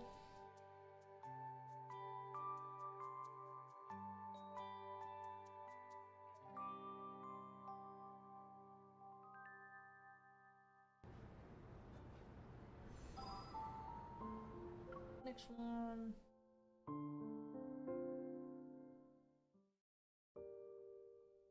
The research center Ulysses mentioned is formerly known as the Prestera University Deep Space Acceleration Research Center. It houses the RMFMA under a skylight on the 3rd floor. The machine's brass casing and bulky appearance make it stick out like a sore thumb. Yet the screen flashing indicator lights and fast-moving images exude a sophisticated air. This analyzer is one of the most advanced pieces of tech in the past few decades, and it remains so today. It can detect the slightest fluctuations in the deep space tunnel. Unfortunately, there are fewer than 10 of them in the world. Many talented researchers and professors have turned down prestigious offers elsewhere. Also, they could work with the RMFMA at our research center.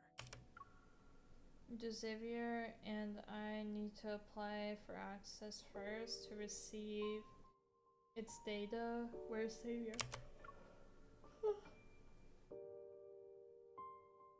All the data related to the Wanderer is corrupted. Oh, damn. Xavier appears from behind the RMFMA. He removes his safety goggles and off his disposable lab coat. How did you... Aside from how did you operate the machine and you know how to use it, I focus on the most important one.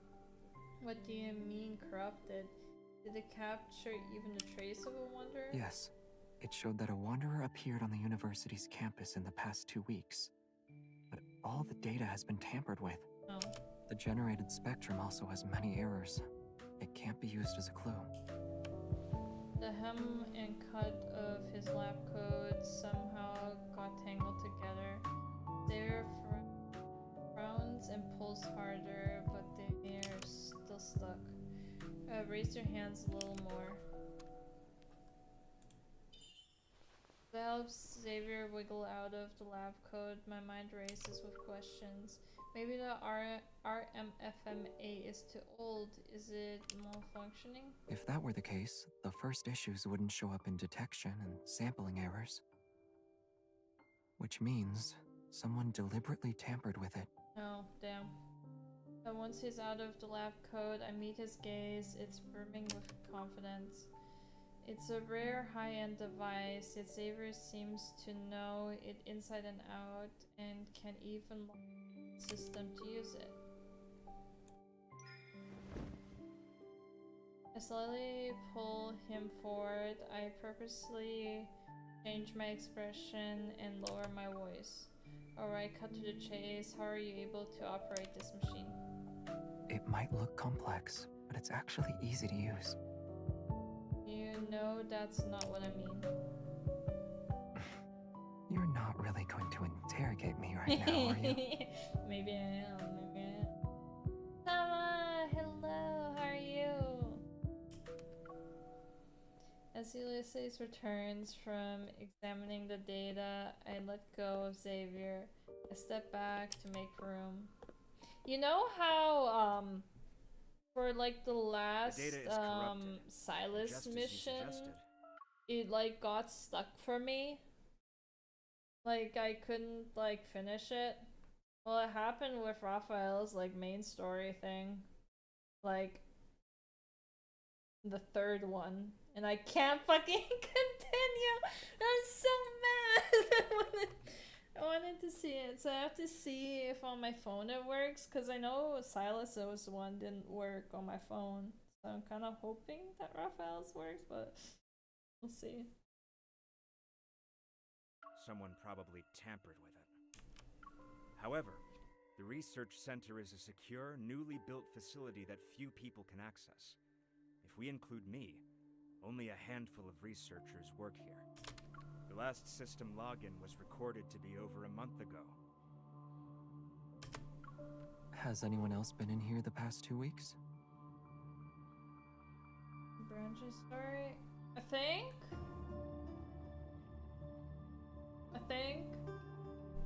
It finally...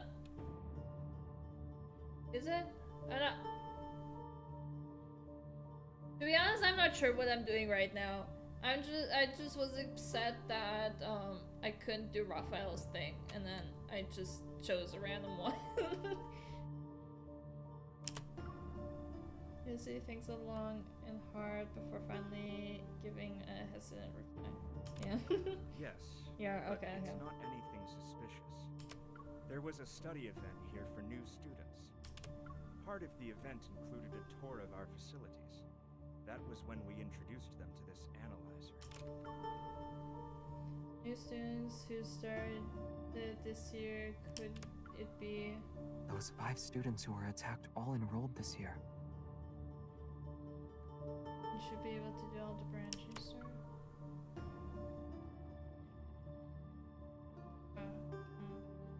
There's ways, this is my thoughts. Take my phone, check the school's official website, and quickly find the article about the study event. 5 students were selected. They are... Here. 0 points to the 5 names displayed on the screen. All the students who encountered the Wanderer are listed. Don't know when you're taking. This isn't a coincidence, Savior. Something's off about the study event. The Wanderer is targeting the Indeed. partisan. He agrees, but keeps his finger on screen. I look again. Group leader Zoran, vice president of school council. Hello. I'm the student council's vice president. So, I was told you guys were hunters. It's the same guy who helped us on behalf of the university. The only one who was in attack. Definitely suspicious. There's only one way to find out. I'm contacting him right now. Saber is the first to head out after saying goodbye to Ulysses. I'm about to leave, but a glance at the wall makes me stop in my tracks. Instead of certificate, there's an old framed group photo at the top. It's yellowed with age, and the faces in the photo are all a bit blurry. Yet the person who's on the edge look closer, and that distinguished figure suddenly comes into focus. Savior. Much as I want to see a flame where I have to go looking for it, too hard exploring. Hey, sweetie, come have a good one.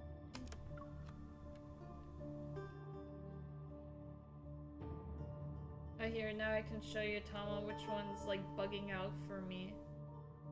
So mad.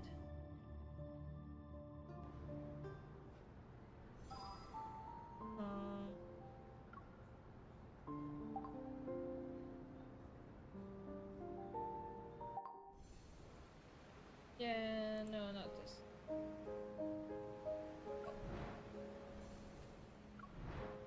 If I go here to this one, clearly this one is fucking bugged.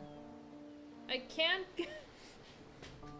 like, I get the whole like, Raphael like telling me to resonate with his fucking choral piece, and like him saying, "Oh, you'll break it," and he holds my hands and is like, "Oh, resonate like this with me," and then I get into like that cutscene, but then it freezes, and then it doesn't let me get out of it. I just want to continue a story. But... Let me.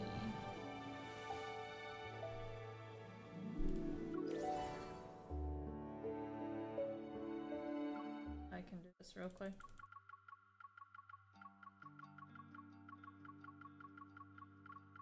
Oh yeah.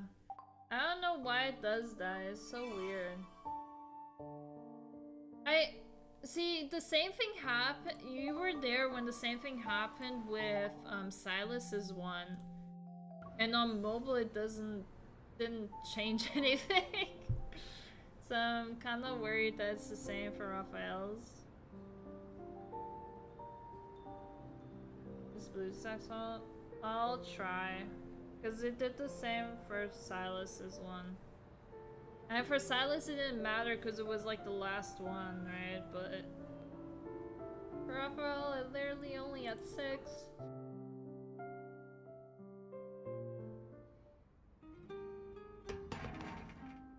Sit on the bench near the basketball court and watch the ball arc through the air and precisely hit the back rim of the hoop. It bounces back into Saber's hands. It's hard to fully appreciate the rare sunset. Sometimes I haven't seen much since graduation. It won't be long until we meet Soren. I consciously lower my head to look at my phone. It still has my chat with him. We're still a little unclear about this student. Would you go over some details with us in person? How about we meet up in 20 minutes at the lecture hall in the main teaching building? Sorry, I'm at the student union. There's a student council meeting right now. It won't end until at least 7 p.m. It's okay, we'll wait for you downstairs at the student union. You've been quiet for a while. Huh? Really? Xavier stops moving and stands by the 3-point line. He gazes at me. We know he's in a meeting inside this building. Unless his evol lets him create wings so he can fly away, we'll definitely see him. I look at the open door in front of the student union. Then I look at Xavier's calm face. I wonder what's making the victims stay quiet about the study event. And then there's Soren. He knows why we're here, but doesn't say anything. If he's really behind this, that's some nerve. Maybe he doesn't want to get caught up in any trouble. Either way, we'll be able to ask him soon. And if he still refuses to talk, we can investigate.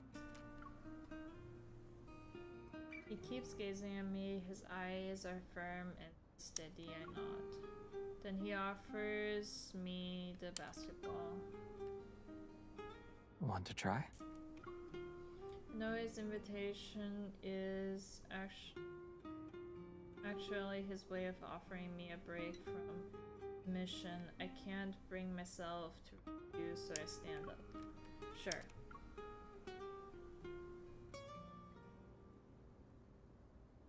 After a brief warm-up, I confidently aim the ball at the hoop. But before I can throw it, a sparrow just lands on the hoop. Interrupted by that, I turn to look at Xavier. If the Wanderer's appearance isn't coincidence, then it just confirms our suspicions. Someone lured us here on purpose. Should we call for backup in advance? Or are you implying there's a high chance the Ether Core is here? I'm going to guess the latter. Sparrow is attracted to a small ball of light and flies away. Xavier moves closer and supports my arm. Aim it a bit higher. Good. He's helping me to Now throw throw. the ball! It's cute. My accuracy is slightly off this time. The ball hits the backboard and rolls to my feet. I bend down to pick it up.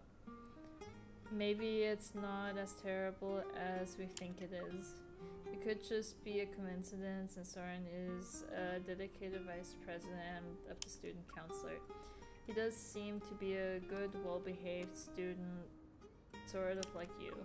Xavier takes the ball from my hand and steps back to give me a demonstration. Perhaps it's because he looks like a good student that makes him the best at doing things behind the scenes. After all, people don't write their secrets on their faces. The calmer the water's surface, the easier it is to hide dangerous undercurrents. The ball leaves his hand and once again goes through the hoop with a precise shot. As it bounces back, I intercept it before it reaches him. You always have a lot to say about other people, but what about you?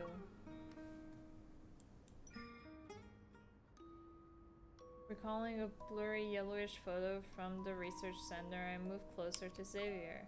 Maybe it's the backlight that causes flickering spots to appear in my vision. My consciousness falters for a moment.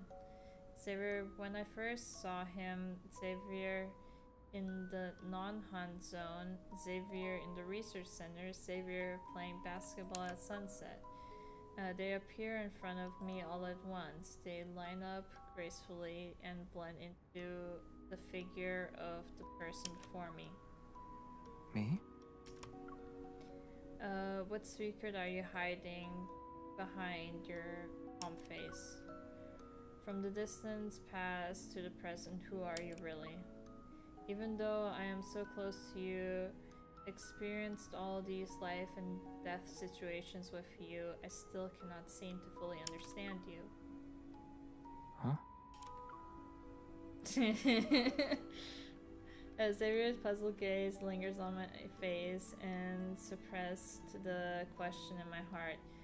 The only thing I eventually say is, I was going to ask if you're truly a good student, or do you have some secret? After thinking for a moment, he speaks in a calm tone. I'd say I'm a good student. I paid attention in class and always kept my eyes on the front of the classroom. That's how I kept ending up making eye contact with a classmate who frequently turned around during class. Looks at me with a knowing gaze. I look back into his eyes and feel as if everything sounds familiar. Maybe your classmate just wanted to check the clock at the back of the classroom, see how much time was left before class was over. Oh.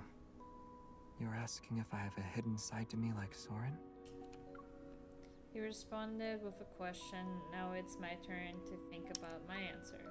Fortunately, Xavier doesn't seem to expect one from me. Instead, he slightly lowers his head as if he is talking to himself. But the parts of me you think you know, and the parts you think you don't know, they make up who I am. All of me. Right here in front of you. We no longer pay attention to basketball. The sound of its bouncing on the ground echoes in my ears. It isn't until I see Xavier's hand wave in front of me that I realize the lingering sound is my heartbeat. I think we have a new lead. I compose myself and look in the direction that Xavier is pointing in.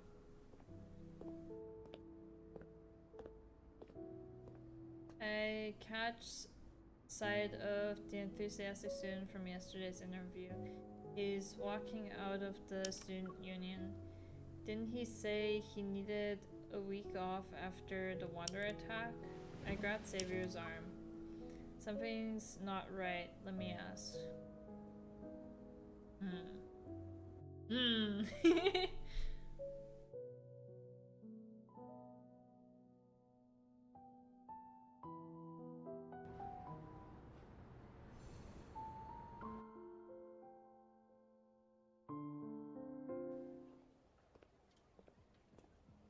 Before we get close, the student immediately recognizes me and Xavier. He sadly waves at us.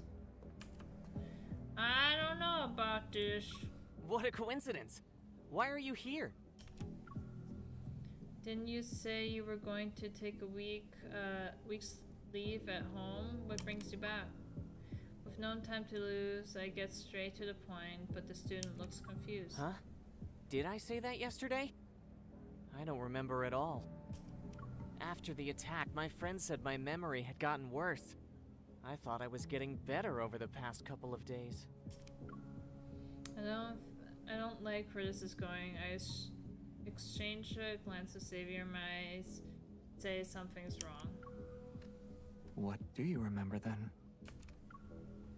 Do you recall attending a study event around 2 weeks ago? Did anything strange happen at that time? A study event? He frowns, thinking hard for a long time, and then suddenly something draws on him. It wasn't weird, but we did come across something intriguing. When we visited the Deep Space Exploration Research Center, there was this unique piece of equipment on the 3rd floor. For a short while, I felt like I walked straight into a haunted house. Okay. Dramatically gestures, still looking a bit shaken. It looked exactly like that haunted house I'm always terrified of. I almost screamed. After the tour, others said they had the same feeling. That for a moment, they fell into a really scary place. Okay. But you're saying you all had a hallucination? Who else was there? It was just the 5 of us, and the vice president. The guy had to step out for a bit, so we were on our own.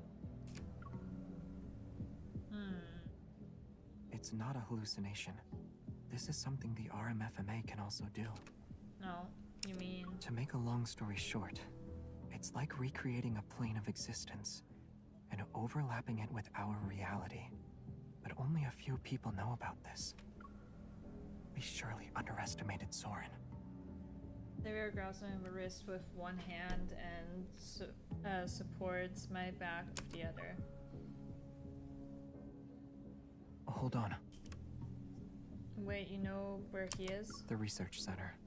He'll get there before us. Oh. Oh. Daylight's last glimmer sinks below the horizon and night arrives. As we stand in front of the research center again, the building takes on a more mysterious air under the night sky. Soren stands under the skylight on the 3rd floor. His back faces us. You're quicker than I thought. I should have known the moment I saw you. Xavier stops behind him. After a brief pause of tension, Soren turns around. Do you think you can still order me around, Xavier? What the fuck? He has a glance at me, then he looks away. You can't, and neither can she. Sudden gust of wind stirs the indoor air. My heart trembles as I sense a faint energy fluctuation. Xavier, something's here. A light blade from Xavier's hand. I also take out my firearm from my belt holster. I walk over and stand next to him. Let's take down Soren before the Wanderer arrives. But before I can get close to Soren, disappears. Damn. I hear his voice behind me. It's too late. It'll take you to the place you've always wanted to visit. What? He can also teleport? Could he be... The intensity of energy fluctuation significantly soars Xavier's Hunter Watch as well as mine beep at the same time before I can reach. In the shadow corner where the moonbeams doesn't reach, a colossal beast has stirred to life. This energy is fierce. A wanderer with an ether core. It can't stay here. We need to lure it out.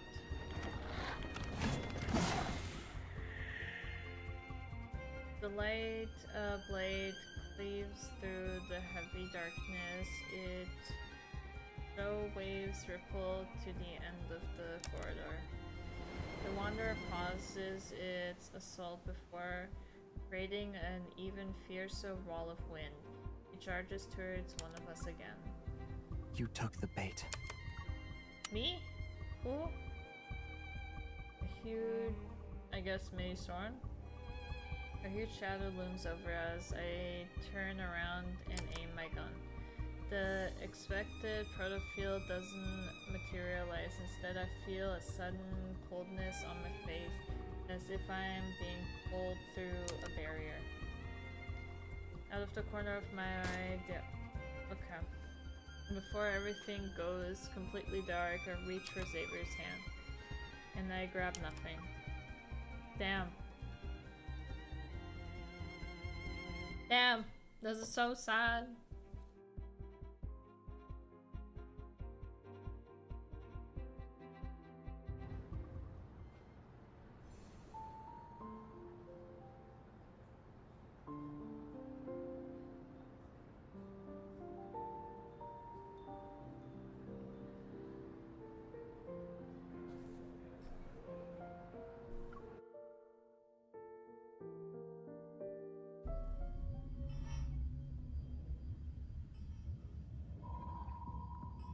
Nebulae tranquil hang in the sky as if they are eyes of the universe. Faint rays of light spill over the shadows of trees that sway like waves. This feels like Protofield. Countless waves of both strong and subtle forces throw through my heart. I stand in this unfamiliar forest, enveloped in thick fog.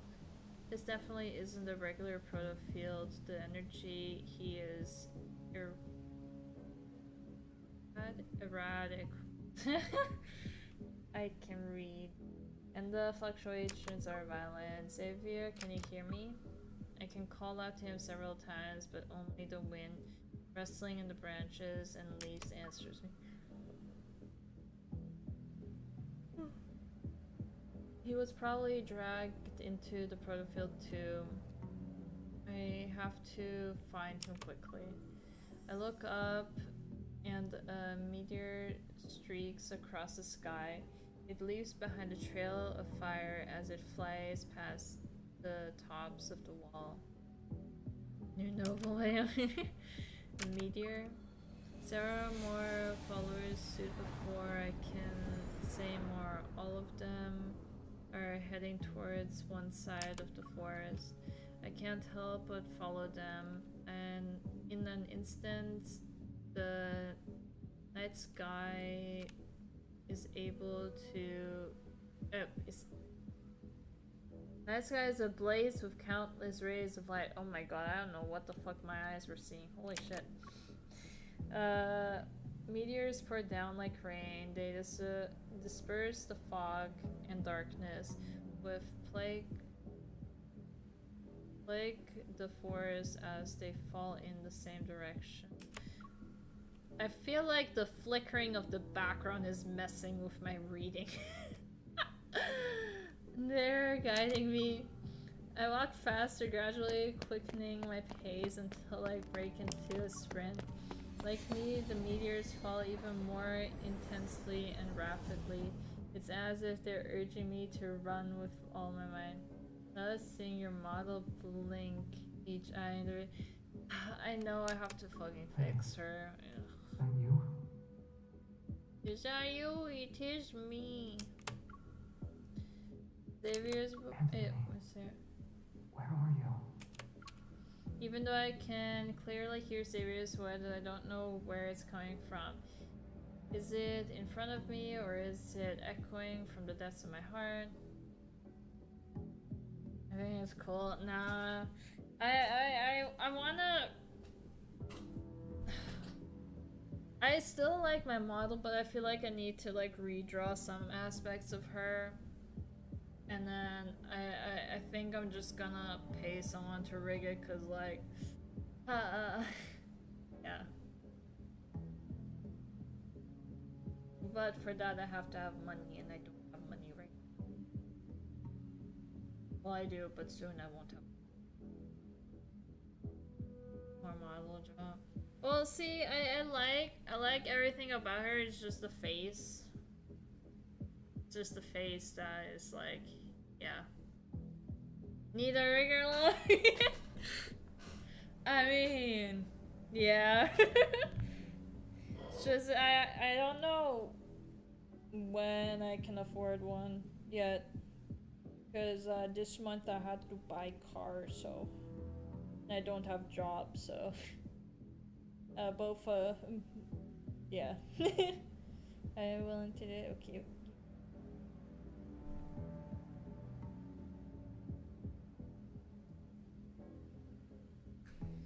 Even though I can clearly use her voice, I don't know where it's coming from. Is it from in front of me, or is it echoing from the depths of my heart? Brilliant arcs of light flashing before me as the wind's whistle resounds in my ears. My heart surges, overwhelmed by the surrounding chaotic energy. I had a bad feeling. Please stay safe, Xavier. I hope nothing bad happens to you.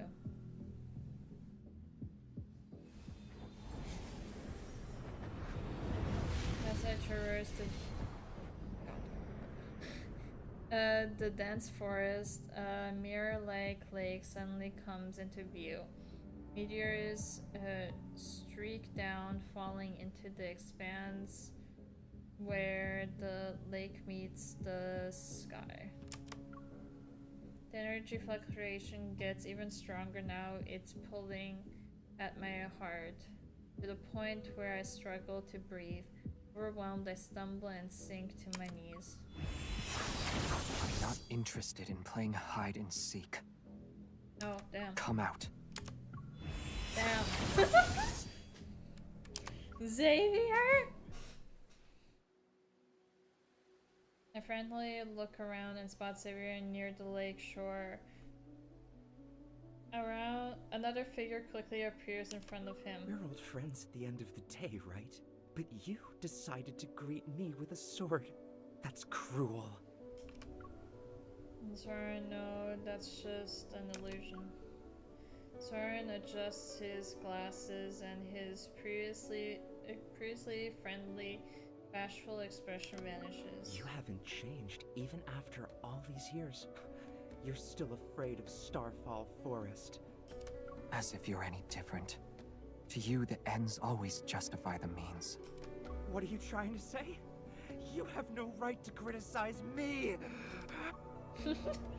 Soren's laughter twists with rage, controls his features into an unsettling and unrecognizable expression. I used my life's work on you. I did everything I could to help you pass through the deep space tunnel. And what did I get in return? I was abandoned, trampled on, and turned into an outcast in this time and space. What? Those were the rewards for your choices. His figure vanishes with his words. He reappears in front of Soren. The blink of an eye, the tip of his sword, poised to kill. What the hell is that? Oh my god, angry! Sounded sharp, laser blades rain down at Soren. Only his panicked voice can be heard within the dazzling spectacle of light. You. Killing an apparition is a waste of time. Then why did you dodge? Beam of light descends and the apparition is sliced in half. It's not just an illusion, somehow it and his actual body are connected. Struggling, I rush to help Xavier, but I fall again. The energy in the surrounding area has changed. Wait, Xavier's eval is... Flurry of attack continues, and there's no room for counterattacks. Nothing is out of the ordinary in terms of his appearance yet. His usually serene sparks of light scattered and fly chaotically around him, as if they lost control. Agitated and consumed by something. It's time to put an end to this charade. Wait! You can kill me. But what about her? What about me, huh? Mirror falls into the center of the lake. It awakens the sparkling light into us of wake illusion. Oh, not me. Lol. The silhouette wears a hunter's uniform. It's hard to make out. It is unmistakably familiar. It's me. Oh, it is me!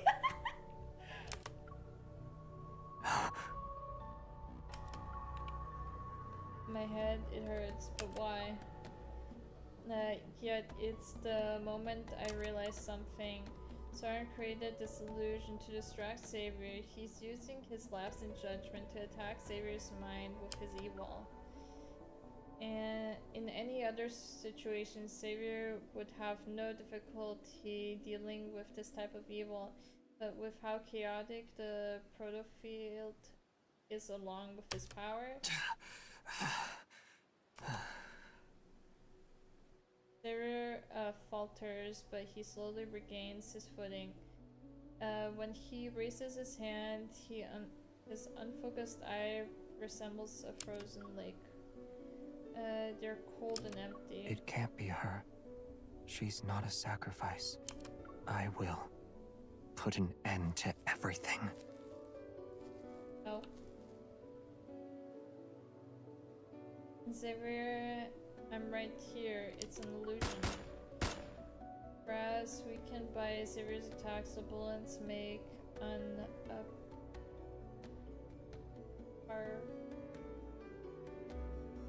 appreciation. Oh my god, I can't. Stagger, I can't. You are reluctant, sullen expression. The apparition dissipates. Energy fluctuation also calms down. Even though the apparition on the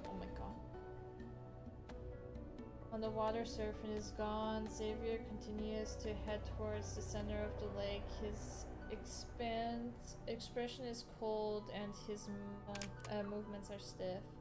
It's as though an invisible force is pulling him along. This isn't good. The evil is still controlling Xavier. I rush out to stop him. Xavier.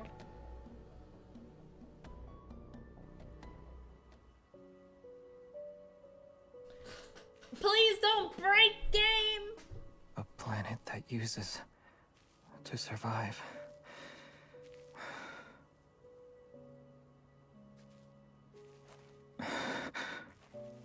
Doesn't deserve to be saved.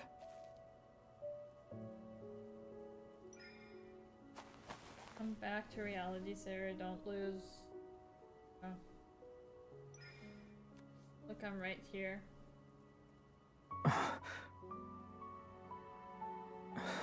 You are...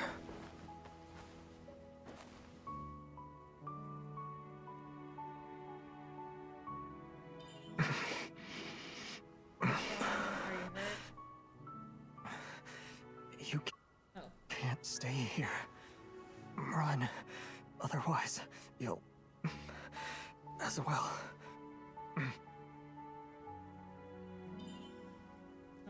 His powers is fading. Is this space trying to consume him?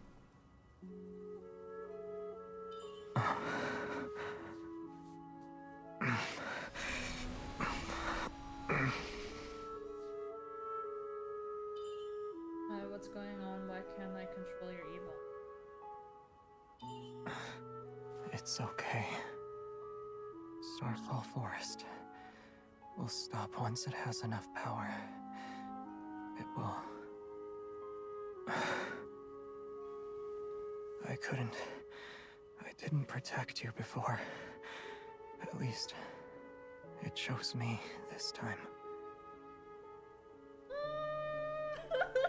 Sometimes I forget serious. Enough power. If record power should satisfy. No.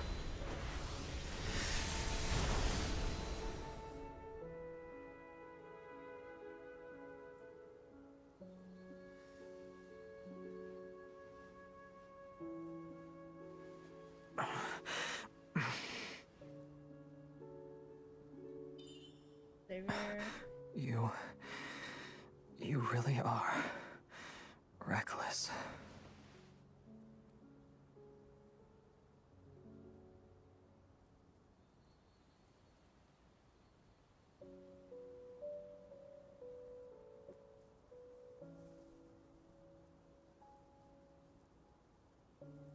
It didn't break!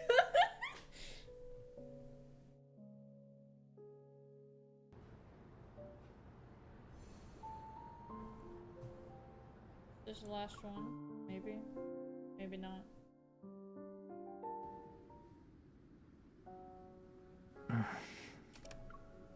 Do you recognize me, Xavier?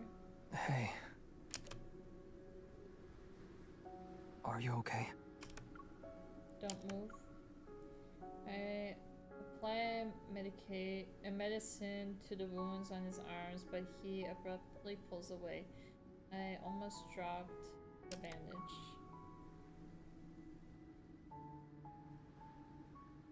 Zero ignores my command and grabs my shoulder. He gives me a once-over. I'm fine. Don't tell me you're underestimating the power of the Aether Core. I underestimated you. An Aether Core's power isn't something anyone should mess with. If you use it carelessly, the protofield would have devoured you. What then? Couldn't just stand there. I can control it. Couldn't just stand there and watch you get consumed. Saving you took priority. You didn't answer the question. What will happen then? I don't know. I'm dead, I guess. His hand gripped my shoulder more tightly. I glanced at Xavier's first lips and pat his tense arm. Xavier, are you mad? Is she mad? I'll admit, I was a little reckless, but wouldn't you have done the same thing if you were me? Don't be upset, it won't help you heal and might affect your evil.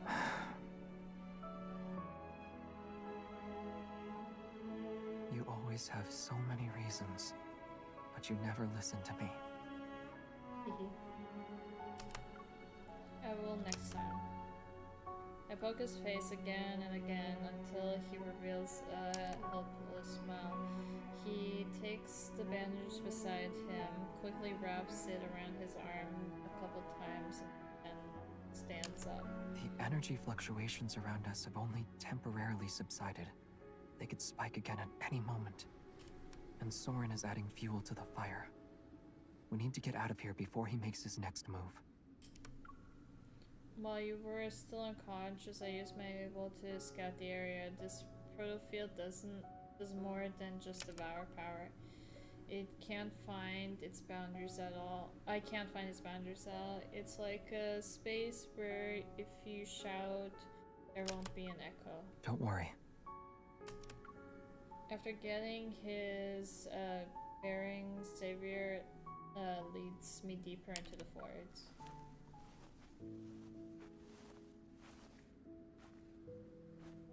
The Protofield's environment was based on my memories, so there might be something that can help us leave. I've never heard of wanderers that could invade and read memories before.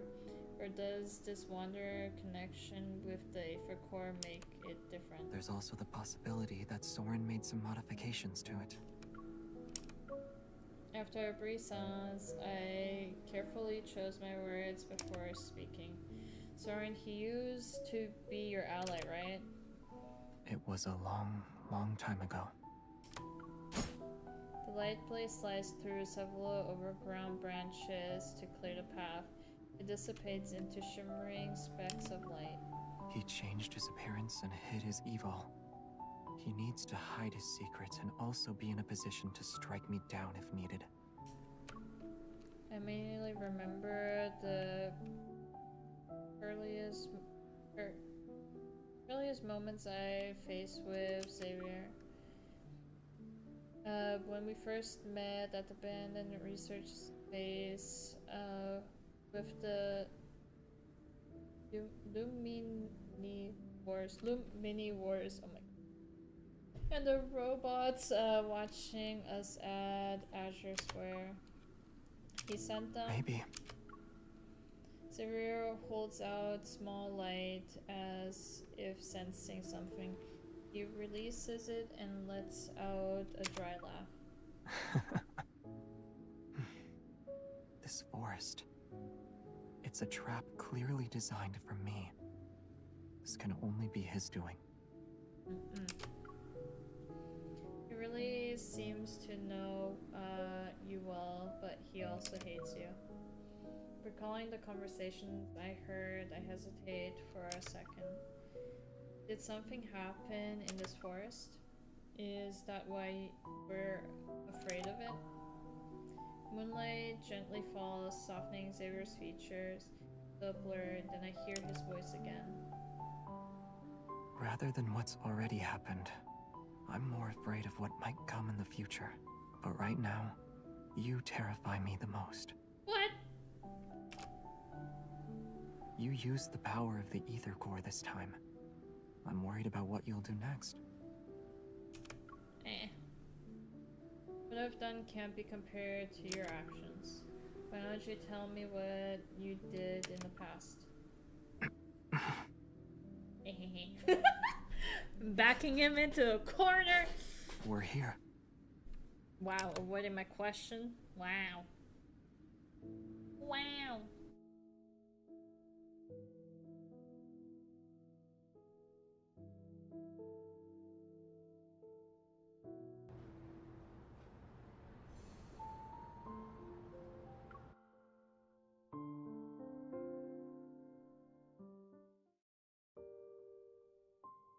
Following his gaze, I see a massive spaceship hidden behind the towering trees. Unlike the wreckage I saw in the No Hunt Zone number 42, this one is more intact with far more sophisticated engineering. Inside are various unfamiliar devices that set up a form of makeshift command centers. It's surrounded by papers lying scattered all over the place. You really are here. You're not planning to use the spaceship to take us out of the protofield, right? It can break through even the most chaotic gravitational energy flux. A protofield might not stand a chance against it. Let's just try it and see. He flips several switches one by one. Faint blue lights illuminate. Traceback 2. Phyllis 1101, PLS, is now online. Phyllis, the name sounds familiar. It's my homeland. A place far away from here. I silently repeat the name to myself and feel a strange sensation as it resounds the depths of my heart. I pick up a paper next to him. The messy handwriting and symbols seem like they're from another universe. Backtrack, logbook, Temporal. Oh my god, coordinates per minute. Oh my god, what are these words? You and Sir both were both members of the Backtrackers. Yes. The image of the spacer slowly loads onto a floating holographic screen. He scans the complex data line by line. Even though we called it a small group, there were quite a lot of us at one point. But after all this time, only a few of us remain. Basic spaceship inspection complete.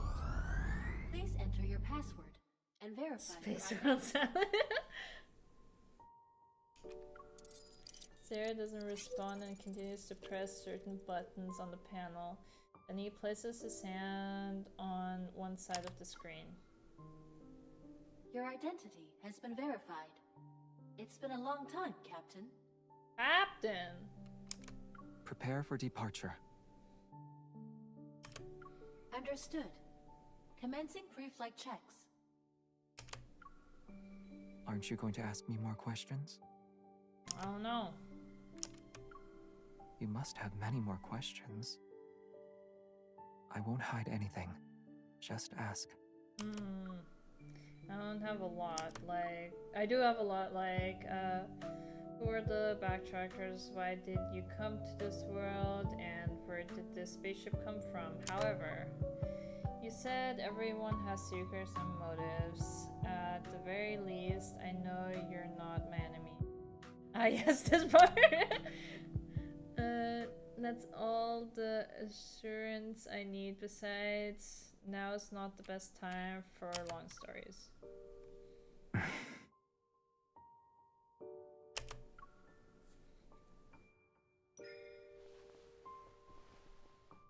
But let me say this first. This doesn't mean I won't ask for more questions later. Hehehe. Once we're out of this mess, you're going to tell me everything slowly and in great detail. Yes. I'm okay with that. Hell yes. Satisfies I nod. When I step back, my hand accidentally flips the switch. Huh? Oh, celestial body of mine, slumbering adrift in darkness. This my saving. Which never heeds the whispers of life.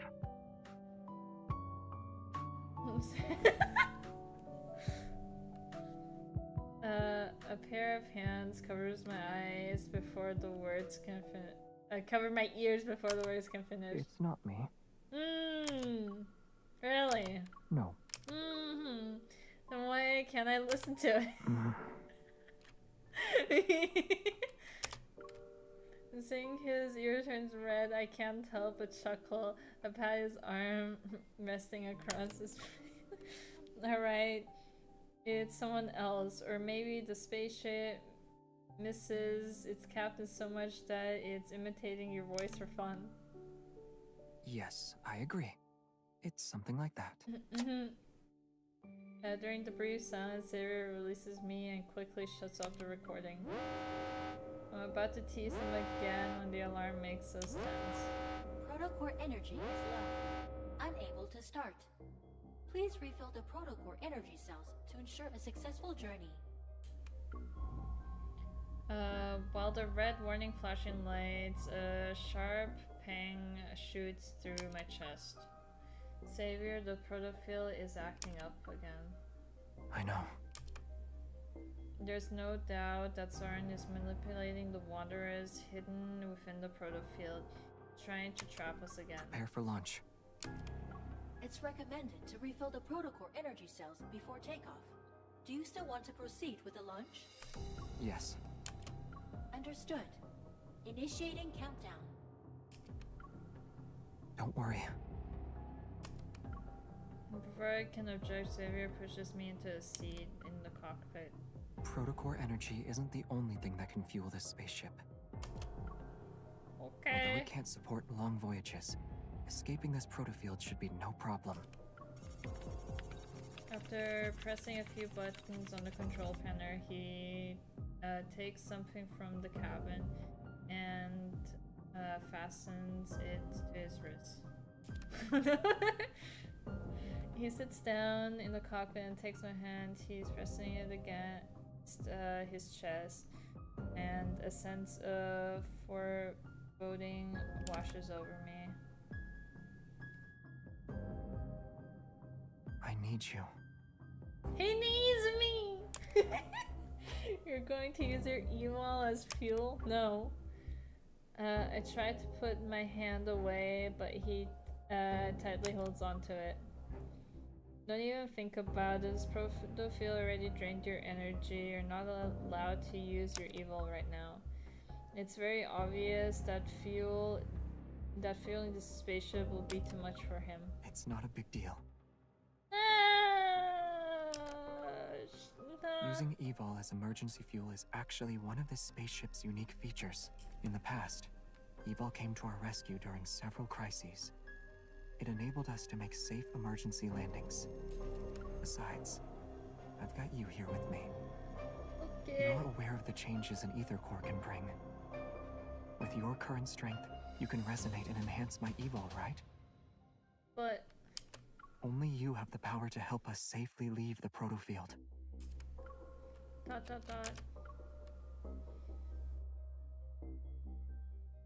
Trust me. He cups my cheek with his other hand. With soft voice, he makes a promise. Your power will keep me safe. Counting down. 10, 9, 8, 7. My heartbeat races whenever it's because of our current circumstances, or the intensified energy fluctuations in my chest grow sharper. Aim the blaring alarm. The spaceship begins its final countdown. Flickering lights rattles into chaos. Sarah looks at me, his expression as calm as it always is. He's waiting for me to respond. Alright, let all your power flow through me. I'll keep you safe, I promise. I know. Damn. Do I have to hold? Violent tremors and a sense of weightlessness engulf us. After countless voyages through the barriers of space, the spaceship plunges into the unknown once more. He sat you down, but he's standing. It's okay. We don't have sitting animation. It's okay. I literally earlier Raphael was sleeping on the floor, but he was like sleeping in his standing, but he was supposed to be sleeping on the floor. Chaotic energy crashes into the spaceship. The air currently instantly tears apart the scenery outside the port. I hear a high-pitched whistle. As chaos envelopes my vision, like the warm forces stay tightly connected with me. It flows steadily from my hand and gradually covers the words in a dazzling light. It overwhelms my sense. But then... Uh-oh. Uh-oh.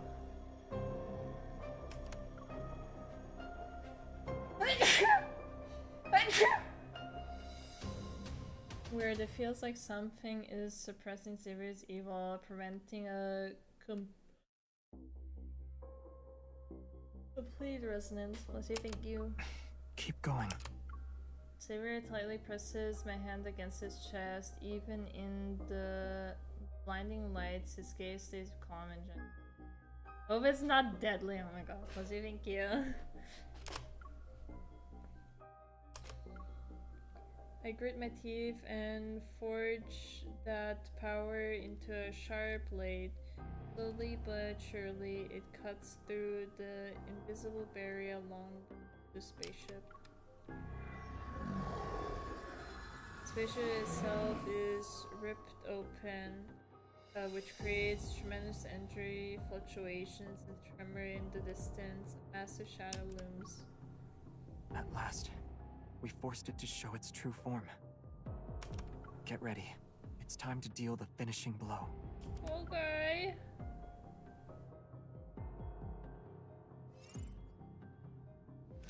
Okay.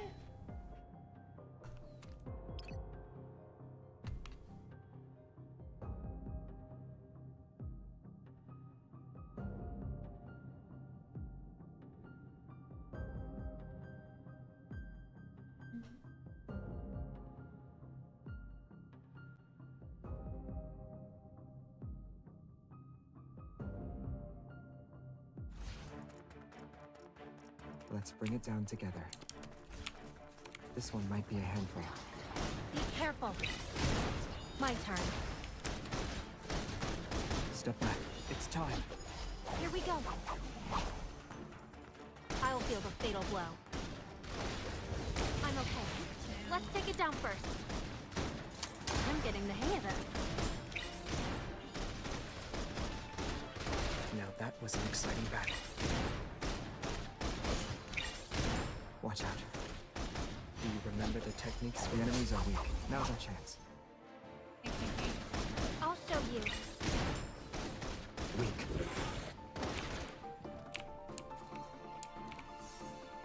Yes, a deer. A deer. Come to me. Ow! Be careful not to get time. Here we go. I'll forge a new sword with your protocore. Eat this. Are you okay? Are you alright? Shut up. Become one with your sword and... I'll show you.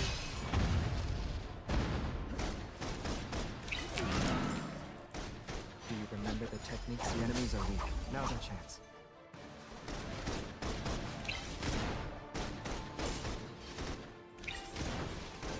Bring it on. Pay attention.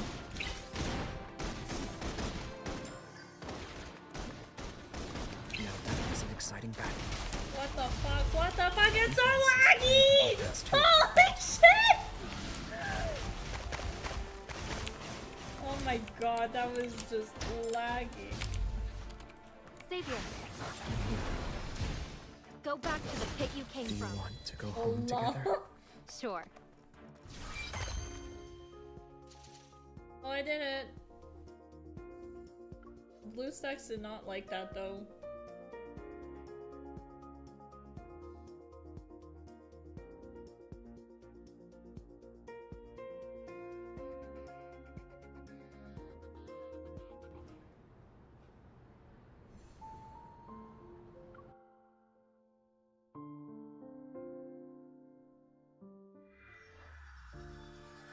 Deafening roar fills my mind and strips away my sense. Suddenly, it's as if a rift splits the space. It ushers us into a burst of gentle light, and as several long seconds, the discomfort fades. I slowly open my eyes. Everything comes into focus, and there is the RMFMA standing serenely just a couple of meters away.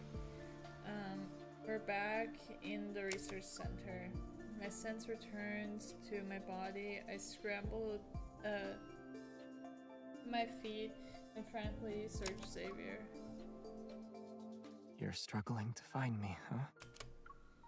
A familiar voice calls out behind. I turn and see Xavier's leaning against the nearby wall.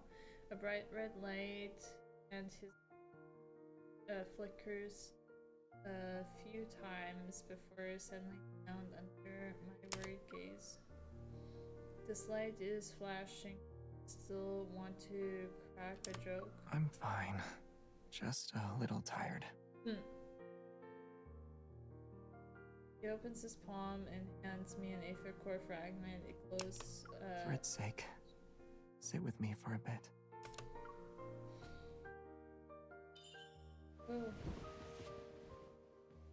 Unable to resist Xavier's expectant eyes, I approach him and sit down.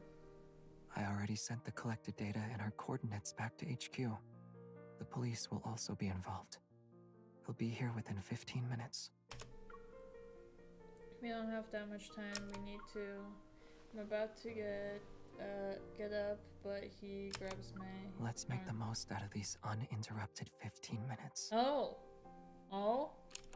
I feel a cold touch at my ear after Xavier pulls out a pair of wireless ear. Oh. There's just enough time for one song. Then we'll be in a hurry again. Okay. We'll listen to songs together, okay. Who invites a girl to listen to music with a wireless earbud? You should have offered me wired earbuds, that way we'd be close enough that we couldn't drift apart. I'm too tired to drift into a place that's far away from you. And I wouldn't, even if I could. Oh. Outside of the skylight, nothing more dawns. Or another dawn. Okay. As Xavier expected, updating his intel and what happened on campus, as though the tracking down the Wanderer. After leaving Prestera University, Xavier unsurprisingly retreats to his bedroom. Meanwhile, I return to the associates with the Aether Core fragment. After the brief mission report, Captain Jenna warns me about our reckless but also commends us for successfully completing the mission. With the order to return home and rest, I time my visit to line up with Xavier recharging period. I bring supplies to the 6th floor. After several rings, Xavier finally opens the door, his hair all tousled. It looks perfect. You're finally back. Not tousled. You look like you just woke up. Were you speaking as if you've been waiting for a while? Well, you just saw me. How can you tell I haven't been waiting long? He effortlessly reaches behind me and takes the plastic bags. It felt like forever.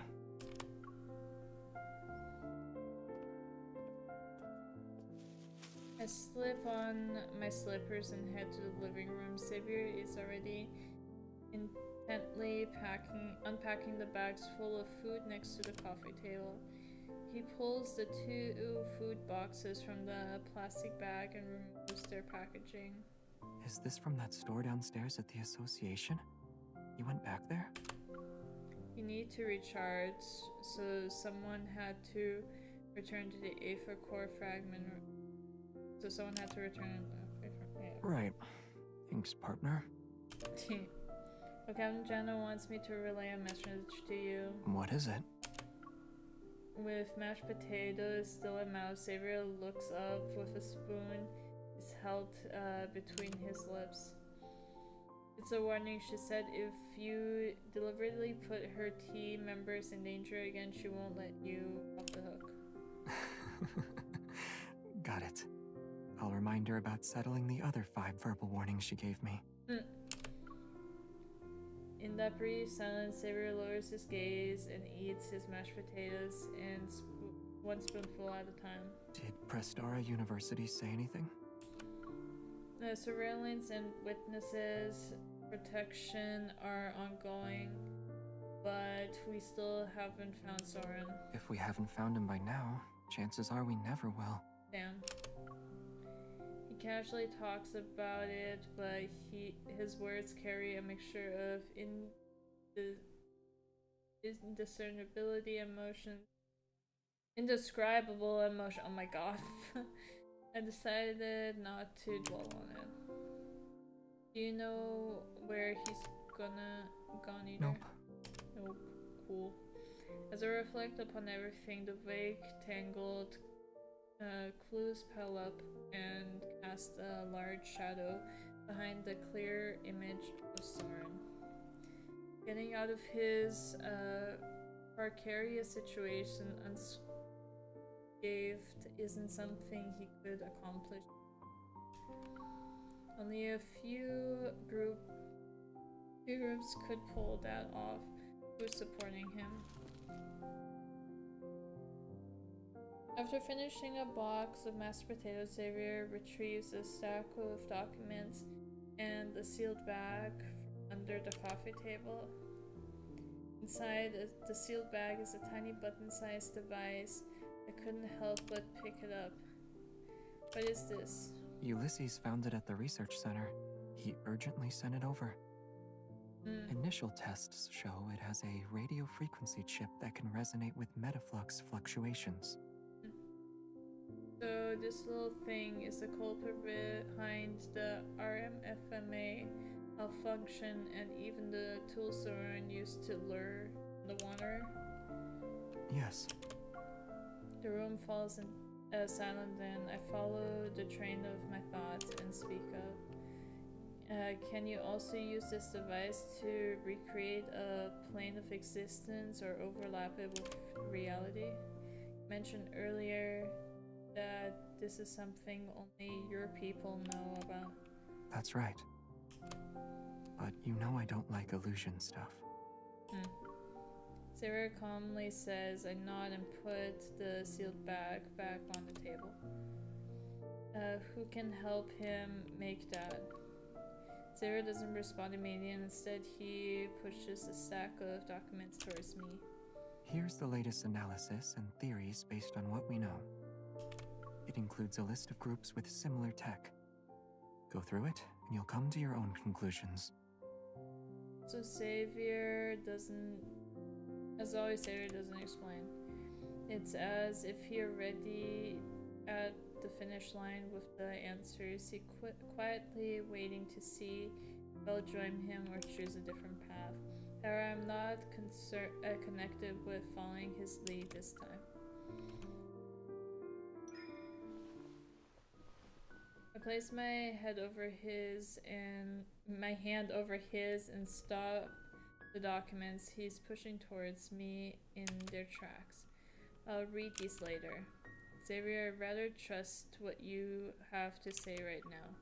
After a brief pause, Xavier purses his lips and finally meets my intense gaze. It's Ever. Ever. Someone of the backtrackers are also involved. They're known oh my god. They know everything you know, and they have their eyes on you for some time, right? Yes. Reading for fucking 3 hours, I can't no more, my eye. These make them our common enemy then. Outside, the leaves rustle as the wind slips in through a gap in the window. The curtains flutter. My shadow merges with Xavier's, and it feels like the impenetrable door in his heart has opened slightly. This time, we're finally standing on the same side. Whoa!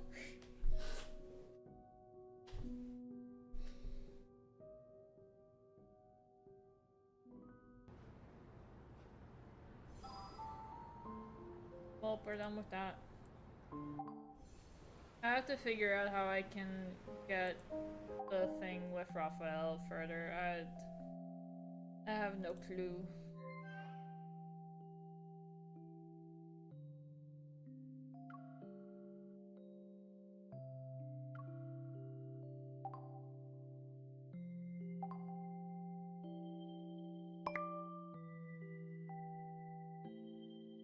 Well, change. Uh-oh, what else can I do? Up here. Else. I'm fine with that. But, anyways, chat. I shall end stream here. It was fun, but I can't read no more. My reading capabilities went downhill the last like hour to 30 minutes, so I think it is time to go and do other stuff. Good night. See you next year. Wow. What the fuck is that? Yeah, Shit must I haven't been sleeping much lately. Is it that obvious? But anyways, thank you guys so much for joining me today, and yeah, thank you so much for the subs, for the bits, for the raid, and I will see you guys next time.